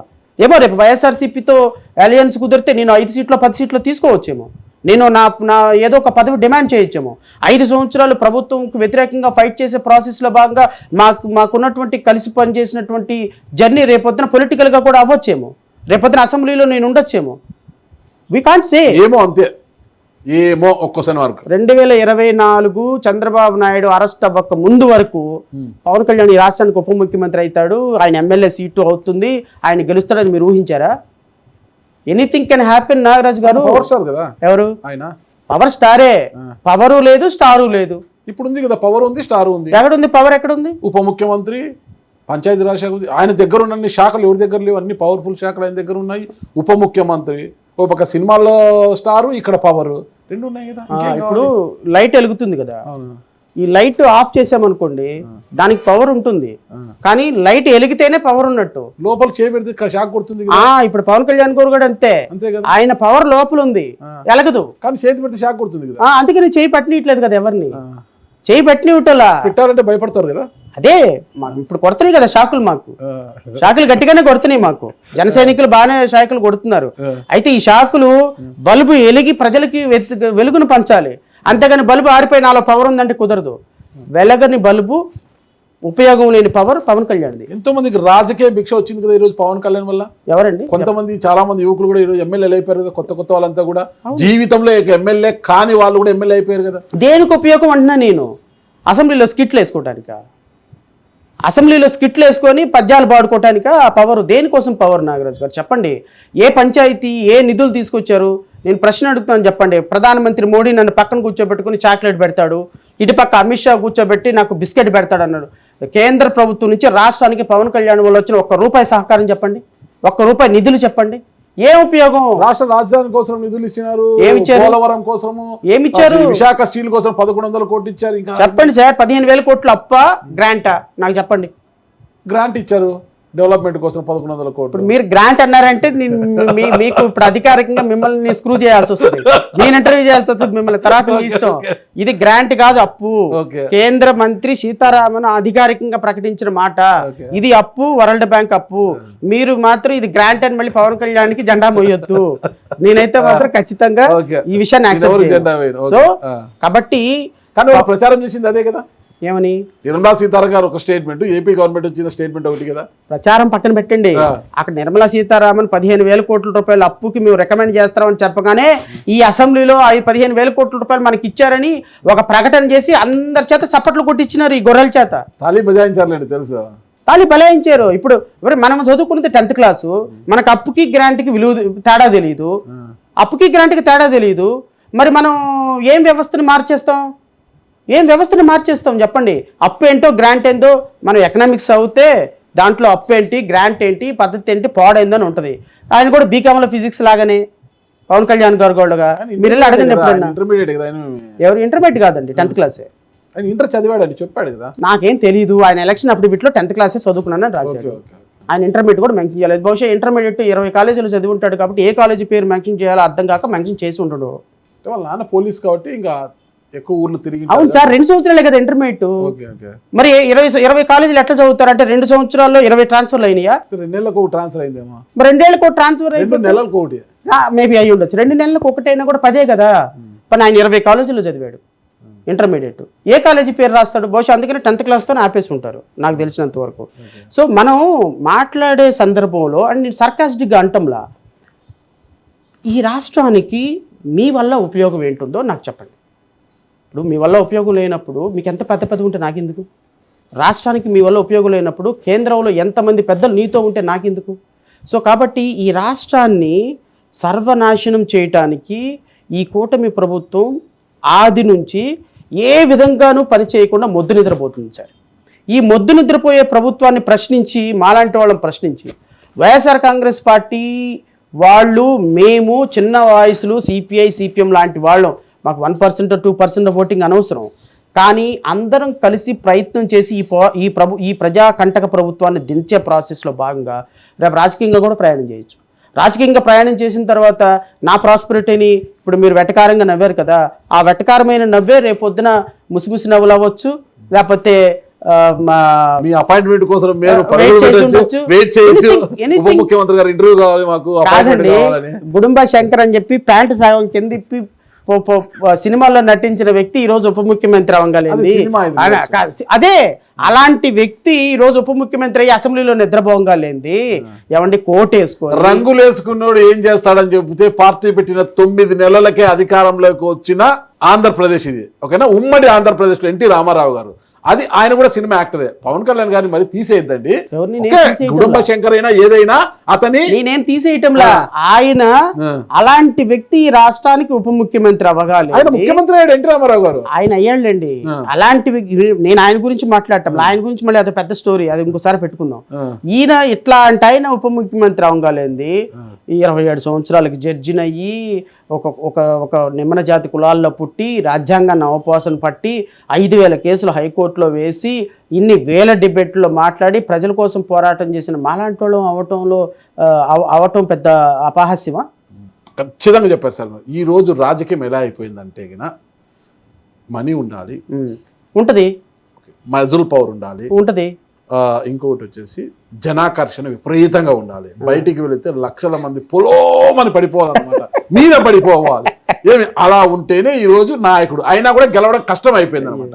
ఓకేనా? ప్రజలు ఓకే, జడా శ్రావణ్ గారికి మనీ ఉండొచ్చు, మజుల్ పవర్ ఉండొచ్చు, జనాకర్షణ కూడా ఉందంటారా? ఎందుకంటే నేను ఎక్కడికి వెళ్తే అక్కడికి 200 మంది 300 మంది సెల్ఫీలు తీసుకుంటారు. జనాకర్షణ పవన్ కళ్యాణ్ తో 1000 మంది తీసుకుంటే మీకు 100-200 మంది అంటారు ఏంటి సార్? సార్ ఆయన 22 సీట్లు వచ్చినాయి, లేకపోతే రేపొద్దున 21 మళ్ళీ ఒకటి పెంచుతున్నారు మీరు, మళ్ళా 21 పెంచారు. ఆయనకి 2 పార్లమెంటు 21 అసెంబ్లీ వచ్చినాయి. మా స్థాయికి మాకు ఒకటి వస్తుంది చాలు. ఓకే, ఇప్పుడు ఆయనకి అంత స్థాయి ఉండి ఆయనకి అంత స్థాయి ఉంటే 175 పోటీ చేయొచ్చుగా.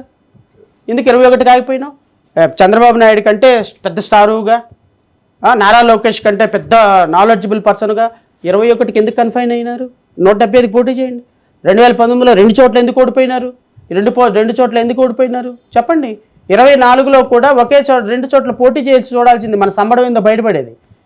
5% నుంచి 3%కి పడిపోయిన వాళ్ళం.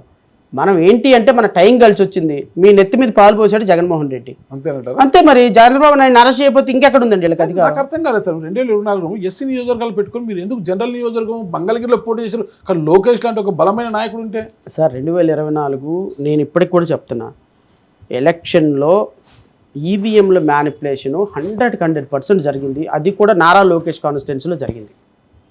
ఎందుకు జరిగింది, ఏం జరిగింది, ఆధారాలు లేవు కాబట్టి నేను బ్లైండ్గా మాట్లాడాను. అక్కడ ఎందుకు పోటీ చేశారు మీరు? నారా లోకేష్ చేయొచ్చు కదా. లేదు, నాకు జనరల్ కాన్స్టిట్యున్సీ, ఈవెన్ రేపొద్దు నేను పోటీ చేసిన జనరల్ కాన్స్టిట్యున్సీలోనే పోటీ చేస్తాను. నేను రిజర్వ్డ్ కాన్స్టిట్యున్సీలో చేయటం నాకు ఇష్టం లేదు. అంతే, నా పాలసీ అది. మీరు పోటీ చేస్తే మీ సామాజిక వర్గం నుంచి ఆయన పడిన ఓట్లు ఎక్కువ ఉన్నాయి మీతో పోల్చుకుంటే, ఎందుకు అది? ఒక సందర్భంలో ఓట్లు ఇప్పుడు ఎలా ఉంటుందంటే, ఈ సామాజిక వర్గంలో వాళ్ళు కూడా నిరుపేదలయ్యి 5,000కి 10,000కి ఓటు రూపంలో వచ్చే డబ్బులకు అలవాటు పడిన వ్యవస్థ. ఇప్పుడు మీ మధ్యలో డివిజన్ ఏర్పడింది, మాలా మాది కానీ 2, అది కూడా అయింది చాలు. ఇప్పుడు మరింత దారుణం కదా పరిస్థితి. దారుణమే. ఏం చేయాలి? చంద్రబాబు నాయుడు చేసిన దుర్మార్గం అది. చంద్రబాబు నాయుడు చేసిన దుర్మార్గం. 1% తేడా ఉంది మాలలకి మాదిగలకి. ఆ 1% తేడా కోసం ఇద్దరిని విడగొట్టేశాడు. మరి 90% సంపద మీ దగ్గరే ఉందిగా, 90% ఎంప్లాయ్మెంట్ మీ దగ్గరే ఉందిగా.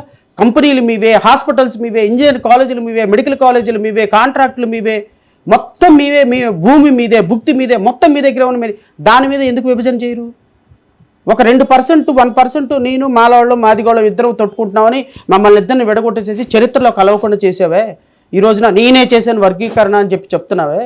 రేపొద్దు ఇంత మరి 1% ఉద్యోగాల్లో తేడా వస్తేనే మమ్మల్ని విడగొట్టినోడివి, రేపొద్దున నువ్వు దోచుకున్న దానికి, నీ సామాజిక వర్గం మీ వాళ్ళ వర్గాలు దోచుకున్న దానికి వ్యవస్థలో ఎన్నిసార్లు విభజన చేయాలి? మీరు దోచుకున్నారు వాళ్ళని మీరు చెప్తున్నారు. అవతల వర్గం నుంచి వస్తున్న వాదన ఒకటే, జడా శ్రావణ్ కులం ముసుగు వేసుకున్నాడు, త్వరలో కులం ముసుగు కూడా తొలగిపోతుంది అంటున్నారు. కులం ముసుగు నేను వేసుకునేది ఏందండి? మీరు ఏ కులంలో పుట్టాలో మీకు దేవుడు రాసి పెట్టాడు. నేను వేసుకునేది ఏంది? ఆయన హ్యాపెన్స్ టు బి ఏ మాల, నేను మాల కులం. నేను దళితుల కోసం పోరాటం చేస్తున్నా, నేను బహుజనుల కోసం పోరాటం చేస్తున్నా అది ఇది అంటాడు. ఏం లేదు, పోరాటం లేదు, అది ఒకటే ఆరాటము. 30 కోట్లు టార్గెట్ పెట్టుకుంటే అదే ఆరాటం. 300 కోట్లు 2019 పోరాటం చేసి అది ఆ పోరాటంలో భాగమే ఈ ఆరాటము. ఇదంతా బహుజనం లేదు. 2019 నుంచి 24 వరకు ఈ స్టేట్లో నాగరాజు గారు ఎస్సీల్లో, ఎస్టీల్లో, మైనారిటీల్లో జడా శ్రవణ్ కుమార్ చెయ్యని పోరాటం ఒక్కటి చూపించండి.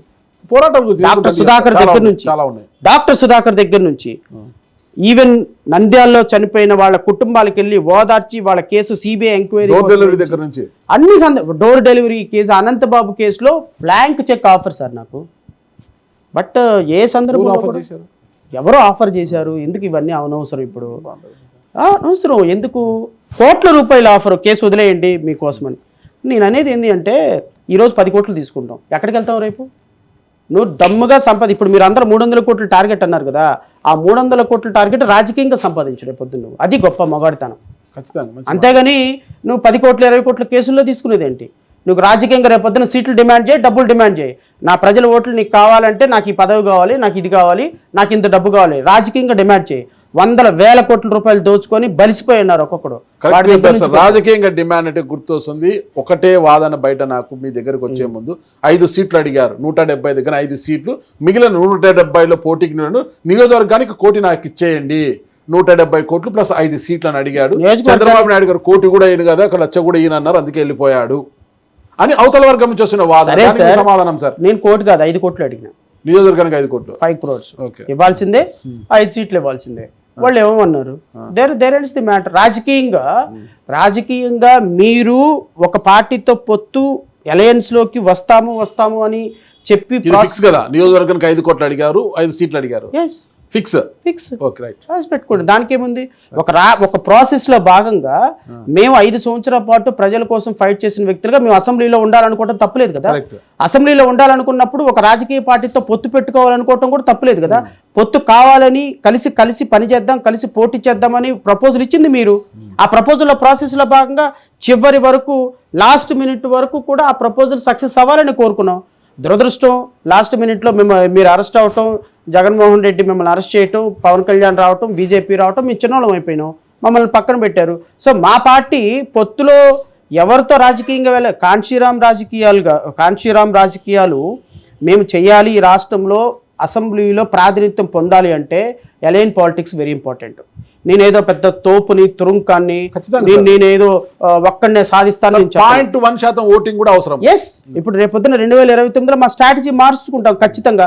25 ఎస్సీ కాన్స్టిట్యున్సీలో కనీసంగా 25,000 ఓట్లు తెచ్చుకోవాలనే స్ట్రాటజీతో ఈ 4 ఏళ్ళు పనిచేస్తాం. జగన్మోహన్ రెడ్డి గారు కూడా ఆ రోజు ఒక్క స్థానం ఇస్తానంటే ఏం చేస్తారు? ఏ రోజు? 2029కి. ఆ సందర్భాన్ని బట్టి నా ఎంటైటిల్మెంట్ 1 ఉంది అంటే 1, 25 ఉంది అంటే 25, నీ కెపాసిటీ ఏంది ఉంటుందో ఆ రోజు డిసైడ్ చేస్తుంది. ఇంకా 4 సంవత్సరాల తర్వాత ప్రాసెస్ని ఇప్పుడే మనం డిస్కస్ చేసుకోవటం ఇట్స్ ప్రీమెచ్యూర్. ఆ 2000 సీట్ ఇస్తాను, డిప్యూటీ సీఎం చేస్తాను మిమ్మల్ని అంటే ఏం చేస్తారు సార్? ఆయన సీట్ ఇస్తానంటాడా, ఇవ్వనంటాడా, 25 ఇస్తానంటాడా, 10 ఇస్తానంటాడా, ఏమి నాకు తెలియదు. నాకు తెలిసింది ఒకటే, ఈ 4 సంవత్సరాలు ప్రజల కోసం, ప్రజల తరపున అన్ని రాజకీయ పార్టీలు కలిసి పనిచేయాలి.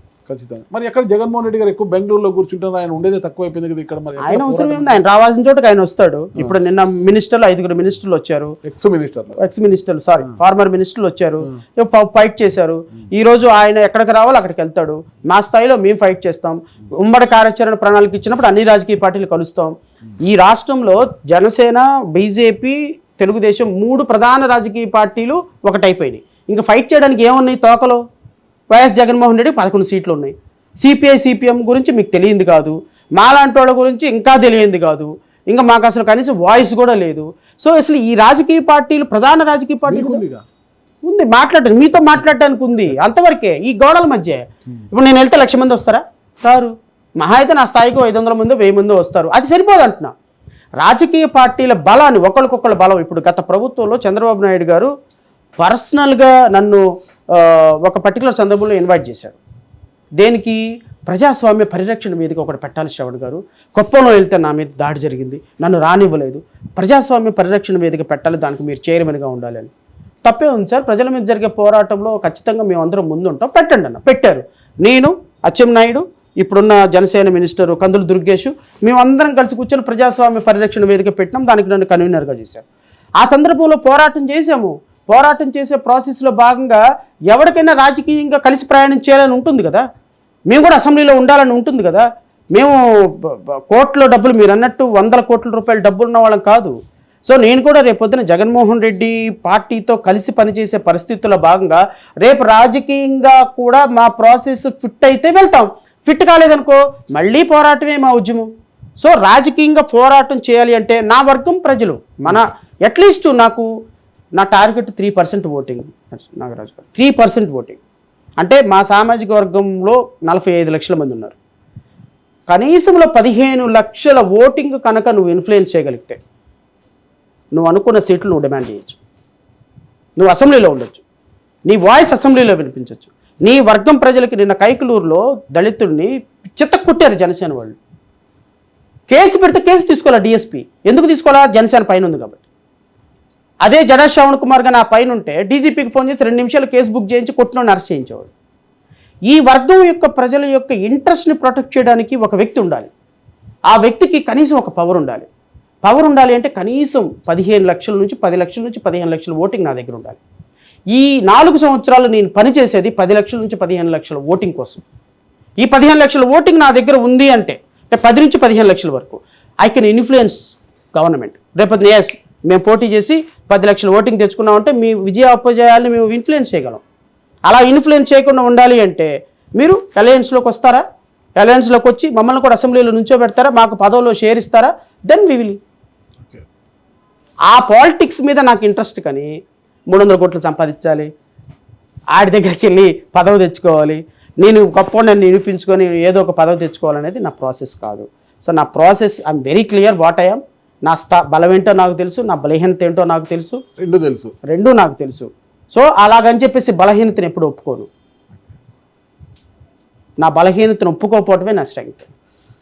ఖచ్చితంగా చెప్పారు సార్. సో ఫైనల్గా ఒకటే ప్రశ్న, అంటే ప్రస్తుత కూటమి ప్రభుత్వంలో ఏమి మాట్లాడినా కేసులు నమోదవుతున్నాయి, మీడియాని చూడడం లేదు, ఎవరిని చూడడం లేదు. అంటే వాళ్ళకి వ్యతిరేకంగా ఏది వచ్చినా, ఒక నియోజకవర్గంలో ఒక ఎమ్మెల్యే మీద పొరపాటున ఒక వీడియో చేసినా, ఏదైనా ఒక రివ్యూ చేసినా వెంటనే కేసులు నమోదు చేస్తున్నారు. సుప్రీంకోర్టు పదే చెప్పింది, సోషల్ మీడియాలో వచ్చే వీడియోలకు దానికి కేసులు నమోదు చేయకూడదని కూడా పోలీసులు కేసులు నమోదు చేస్తున్నారు. మీడియాని ఇబ్బంది పెడుతుంది, ప్రతి ఒక్కరిని ఇబ్బంది పెడుతుంది. ఒక న్యాయవాదికి ఏం చెప్తారు మీరు దాని గురించి? ఇప్పుడు ప్రభుత్వం ఎప్పుడు బలమైంది, ప్రభుత్వానికి ఎవరు వ్యతిరేకంగా వాయిస్ వినిపించినా ఆ ప్రభుత్వం ఉక్కు పాదాలతో అణిచేస్తుంది. గత ప్రభుత్వంలో పోరాడిన యోధులు అని ఎవరెవరి మీద ఎఫ్ఐఆర్లు ఎక్కువ కట్టారు, ఎవరెవరు ప్రభుత్వం మీద పోరాడి కేసులకు బలయ్యారు, ఈ పని మేము చెయ్యము మళ్ళీ అని ఒక లిస్ట్ వేశారు. ఆ లిస్టులో 2వ పేరు నాది. అసెంబ్లీలో వేసిన లిస్టులో జడా శ్రవణ్ కుమార్. మిగతా వాళ్ళందరూ తెలుగుదేశం వాళ్ళు. నాన్ తెలుగుదేశం నేను ఒక్కడనే ఉన్నా. నేను రామచంద్ర యాదవ్ ఇద్దరమే ఉన్నాం. రామచంద్ర యాదవ్ రెండు కేసులు 3 కేసులు కట్టారు, నా మీద 5 కేసులు కట్టారు గత ప్రభుత్వం. ఈ 5 కేసులు ఇప్పటికీ పెండింగ్ ఉన్నాయి. సో అన్ని హైకోర్టు స్టే ఇచ్చింది, అది కాదు. నా పేరు కూడా జడా శ్రవణ్ కుమార్, జేబీ భారత్ పార్టీ 5 కేసులు అనేసారు. అంటే ఒక ప్రజాస్వామ్యాన్ని అపహాస్యం చేస్తూ గత ప్రభుత్వం చేసినప్పుడు దాన్ని అసెంబ్లీలో మీరు ప్రొజెక్షన్ చేసి అందరినీ ఆకట్టుకునే ప్రయత్నం చేసినప్పుడు మళ్ళీ అధికారంలోకి వచ్చి మీరు ఆ పని చేయొచ్చా? చెప్పండి, ఆ పని చేయొచ్చా? ఆ పని చేస్తే మీరు అక్కడ వేసిన లిస్ట్కి ఏమైనా వాల్యూ ఉంటుందా? సో కూటమి ప్రభుత్వాన్ని కూడా నేను కోరేది ఏంటి అంటే, ప్రజాస్వామ్యంలో ప్రాథమికమైనటువంటి హక్కులు మీరు హరించటం వల్ల అది మీ అధికారాన్ని హరిస్తుంది ఒకరోజు. ఇప్పుడు ప్రజలు ఏమన్నారు? జగన్మోహన్ రెడ్డిని ఏమైనా అన్నారేంటి? ఏమైనా అన్నారా? Why not 175? అసలు ఇంత వ్యతిరేకత వస్తుంది, ప్రజలు ఈ విధంగా ఓట్లు వేస్తారు వాళ్ళకి వార్త పెట్టారు, పోయినాడు మందు పూసుకుంటున్నారు అంతే. ఎవరైనా ఊహించారా? మీది కూడా అలాగే. మీరు అనుకుంటున్నారు మాకు 164 వచ్చినాయి, మేము ఏం చేసినా కూడా మేము ఎవడు పీకేది ఏం లేదు, మా ఇష్టం వచ్చింది మేము చేయొచ్చు అని. రేపు కర్రులు కాల్చి మీ మీద వార్తలు పెట్టిన రోజున ఈ రాష్ట్రంలో నిలువు నీడ లేకుండా అయిపోతుంది ఈ రాజకీయ పార్టీలకు. నేను ఇప్పుడు చెప్తున్నా, భవిష్యత్తు నిర్ణయిస్తుంది. మరి బోడే రామచంద్ర యాదవ్ అంటే బీసీవై పార్టీని మీ ఉద్యమంలో భాగస్వామ్యం చేసుకుంటున్నారా, అంటే కలిసి పోరాటం చేస్తున్నారా? సో ఆయన ప్రధానమంత్రి స్థాయి క్యాండిడేట్ అండి.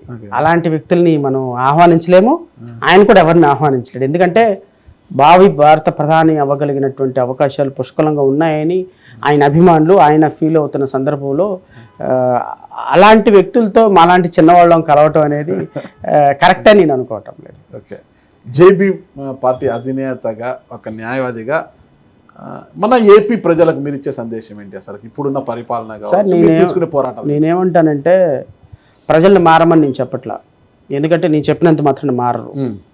లేకపోతే ప్రజలు భావితరాల కోసం కూడా ఆలోచించండి అని కూడా చెప్పటం.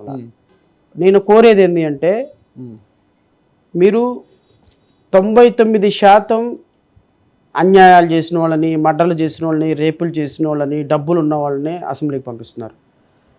కనీసం 1% అయినా కాస్త మంచి రాజకీయాలు చేయాలి అని ఉద్యోగాలు వదిలేసి, ఫ్యామిలీని వదిలేసి, కష్టపడి, బాధలు పడి, కేసులు పెట్టించుకొని, కష్టంతో ప్రజల కోసం ఆలోచించే వ్యక్తుల కోసం ఆలోచించమంటున్నాను. Thank you sir. చూశారు కదా, ఆయన సూచన కూడా విన్నారు, జడా శ్రవణ్ గారి సూచన. ఒక్కసారి ఆలోచించండి, ఒకసారి ఆలోచించి మీకు మంచి చేస్తారు అని నమ్ముకున్నాకంటే జడా శ్రవణ్ గారిని అని కాదు, మీకు మంచి చేస్తారని ఎవరి మీద నమ్మకం ఉంటే కులము చూడకుండా, బలము చూడకుండా, అంటే విటమిన్ ఎం కావచ్చు, మనీ బలం, మజల్ పవర్ ఇవన్నీ చూడకుండా మంచి వ్యక్తిని అసెంబ్లీకి పంపిస్తే మీకు మంచి జరుగుతుంది ఆయన సూచించారు. మరి న్యాయ నిర్ణేతలు మీరే కదా, మీరే ఆలోచించండి. Okay, thank you sir. నమస్తే. నమస్కారం సార్, థ్యాంక్ యూ.